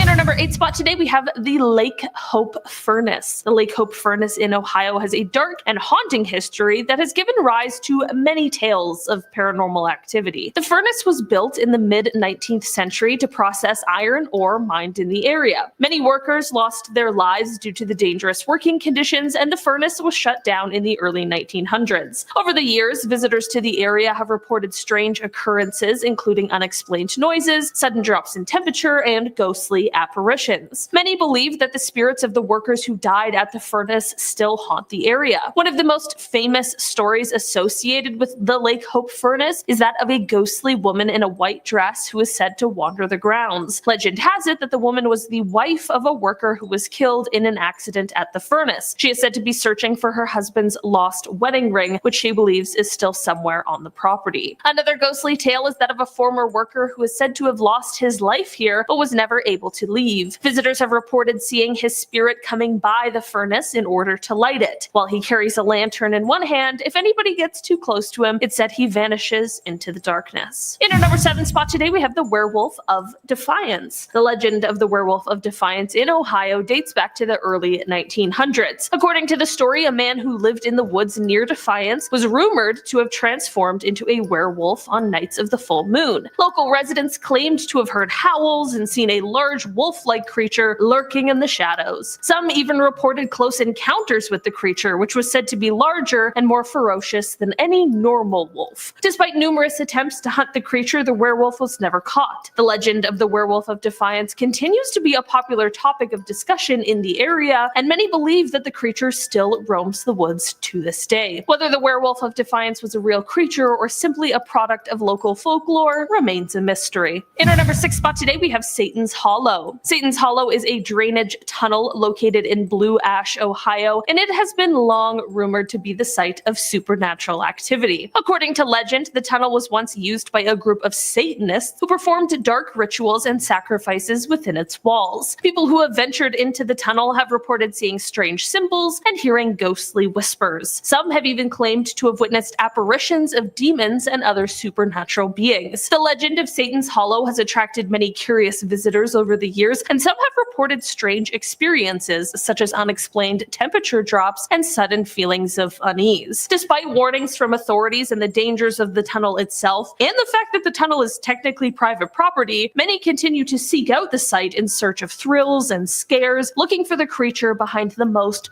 haunting tale of all, the Shadow Man. In our number 5 spot today, we have the Ridges. Athens Lunatic Asylum, also known as the Ridges, is a former mental institution located near Ohio University in Athens, Ohio. It has a long history of ghostly tales and supernatural occurrences. According to legend, the asylum was a site of brutal treatments and patient mistreatment, leading to the creation of restless spirits haunting the halls. There have been reports of shadowy figures, disembodied voices, and inexplicable noises, leading many to believe that the spirits of former patients still linger within the abandoned building. One of the most famous stories is that of Margaret Schilling, a patient who disappeared in 1978 and was found later dead in a hidden attic room. Her decomposing body left a stain on the floor that is said to be impossible to remove. The asylum has become a popular destination for paranormal investigators and thrill seekers, with many claiming to have had chilling experiences while exploring the abandoned institution. Despite its dark history and eerie reputation, the Athens Lunatic Asylum remains an important reminder of the past and the need for compassionate and ethical treatment of those suffering from mental illness. In our number 4 spot today, we have Eugene. This is less of a creepypasta and more of an enduring mystery, and it all starts with a John Doe story. In 1929, the body of an older male appeared on the side of the road in Ohio. No one was ever able to identify who the man was, no one knew where he came from or really had anything to go on. The only possible clue he had on him was an address, but it just led to a vacant lot. The closest neighbor to the address was named Eugene, so they decided to call this unidentified man Eugene as well. This is where a bit of a twist comes in. Instead of burying him, they decided to keep Eugene on display as a roadside attraction. Truly wish I was making that up, because first of all, Eugene deserves better than that, but also, who wants to see a dead body as a tourist attraction? For 35 years, Eugene was put on display until he was finally laid to rest. This is what has led his tombstone to read, Eugene, found dead in 1929, buried in 1964. To this day, we still don't quite know who Eugene was, where he came from, or what his story truly was. In our number 3 spot today, we have Beaver Creek. Beaver Creek State Park in Ohio is a popular destination for outdoor enthusiasts, but it is also the home to a very spooky urban legend. The park is said to be haunted by the ghost of a woman who drowned in the creek many years ago. According to the legend, the woman's body was never found, and her ghost now wanders wanders the park searching for her lost family. There are also reports of strange noises and ghostly apparitions in and around the park's historic buildings, such as the Gassens Mill and the log cabins. Some visitors have reported feeling a sense of unease or being watched while exploring the park, particularly at night. Another one of the most well-known ghost stories associated with Beaver Creek State Park is the legend of the headless motorcyclist. According to the legend, a man lost his head in a motorcycle accident on the road that runs through the park. His ghost now rides his motorcycle through the park looking for his missing head. Some visitors claim to have seen the ghostly figure on his motorcycle, while others have reported hearing the sound of a motorcycle engine revving in the distance. In our number 2 spot today, we have the Coin Mansfield incident. What is a good old list of legends and spooky stories without a very real UFO incident, and perhaps one of the best known UFO sightings to take place in the state of Ohio. The Coin Mansfield helicopter incident occurred on October 18, 1973, when 4 members of the Ohio Army National Guard were flying in a helicopter over Mansfield, Ohio. Suddenly, they encountered a large metallic disc-shaped object that was hovering in the sky. The object began to move towards the helicopter, causing the crew to take evasive maneuvers. Despite their efforts, the object continued to follow them, eventually passing overhead and disappearing into the distance. The crew reported the incident to their superiors, and an investigation was launched by the military and the Federal Aviation Administration, the FAA. The incident received significant media attention, and it remains one of the most compelling UFO sightings on record. What makes this incident particularly intriguing is the credibility of the witnesses. The crew were all experienced pilots with military training, and their account of the incident was corroborated by radar data and other witnesses on the ground. Despite extensive investigations, no satisfactory explanation has ever been offered for what they saw that day.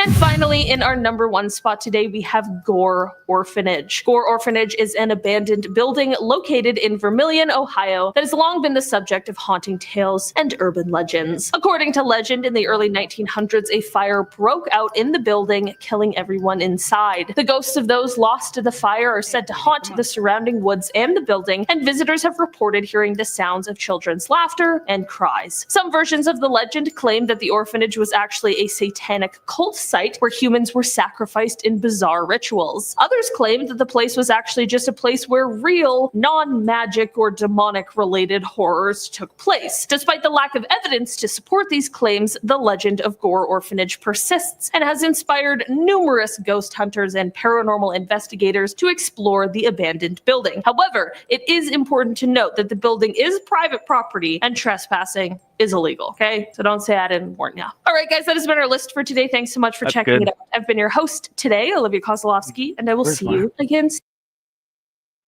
Okay, that's good. That's good. Yeah, that's probably gonna do it, guys. It's like 1:30 here now. We've been here for 3 some odd hours. Hey, can I add this one real quick? I know, yeah, I got to get up. As a matter of fact, I got to start cooking my ham and everything. There is there's a place here in Kentucky, and I grew up knowing that it was haunted, or hearing that it was haunted, and it was in Flemingsburg, this and that. The locations, whatever I tell you, it's not going to make any sense. I remember in 2013 when I had money and I just bought my new car and I had a new video camera. We went up there because I was taking my wife for the first time, because I grew up knowing, oh, that's the haunted house up there on the hill. And so I took her there, and we ignored any signs, don't go up there. And so we went up there, and I was able to film it, and I realized, oh my gosh, from the road, it looked like it was just a square house, maybe 2 or 3 rooms or whatever. Though when we went up the actual side road, we realized it was like gigantic. It was so humongous, and parts of it was coming down and everything. And I cannot find any of my video footage of it. I did lose that camera in pawn, so perhaps I had that stuff over there. Though I'm looking for it, because that house, it had so much history, because even some of the caretakers for my kids, when my kids were here, they said, "Oh yeah, we took care of some kids up there too," and they were telling us it was not normal, this and that. Right. But anyway, that's supernatural. We could talk about that a little bit later. And I hope I can find the video footage and stuff.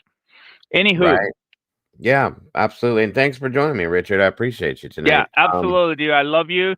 And love and aloha, everybody. Happy Thanksgiving or whatever you're going to call it for the next couple of days. Absolutely, sir. Appreciate you. I hope you have a great holiday. And it was good to see you again, and we will see you again very soon. See you soon. All right. Bye-bye. All right. Take care. Take care. All right, guys, that's gonna do it. Gonna do it. Just a little bit of whatever tonight for whatever reason, guys. Like I said, I was bored, wide awake, and was kind of baiting in anybody else that was as well, just to hang out with you guys. So I hope you guys have a great Thanksgiving. If you don't see me tomorrow, in some form or fashion, you will see me the next day. Enjoy yourselves, enjoy your families, like I said, folks. And just be happy, be safe, be well. Don't forget to love yourselves and love each other. Don't change nothing. You guys are amazing. Much love to all of you guys, and I will see you very soon. Bye-bye, folks.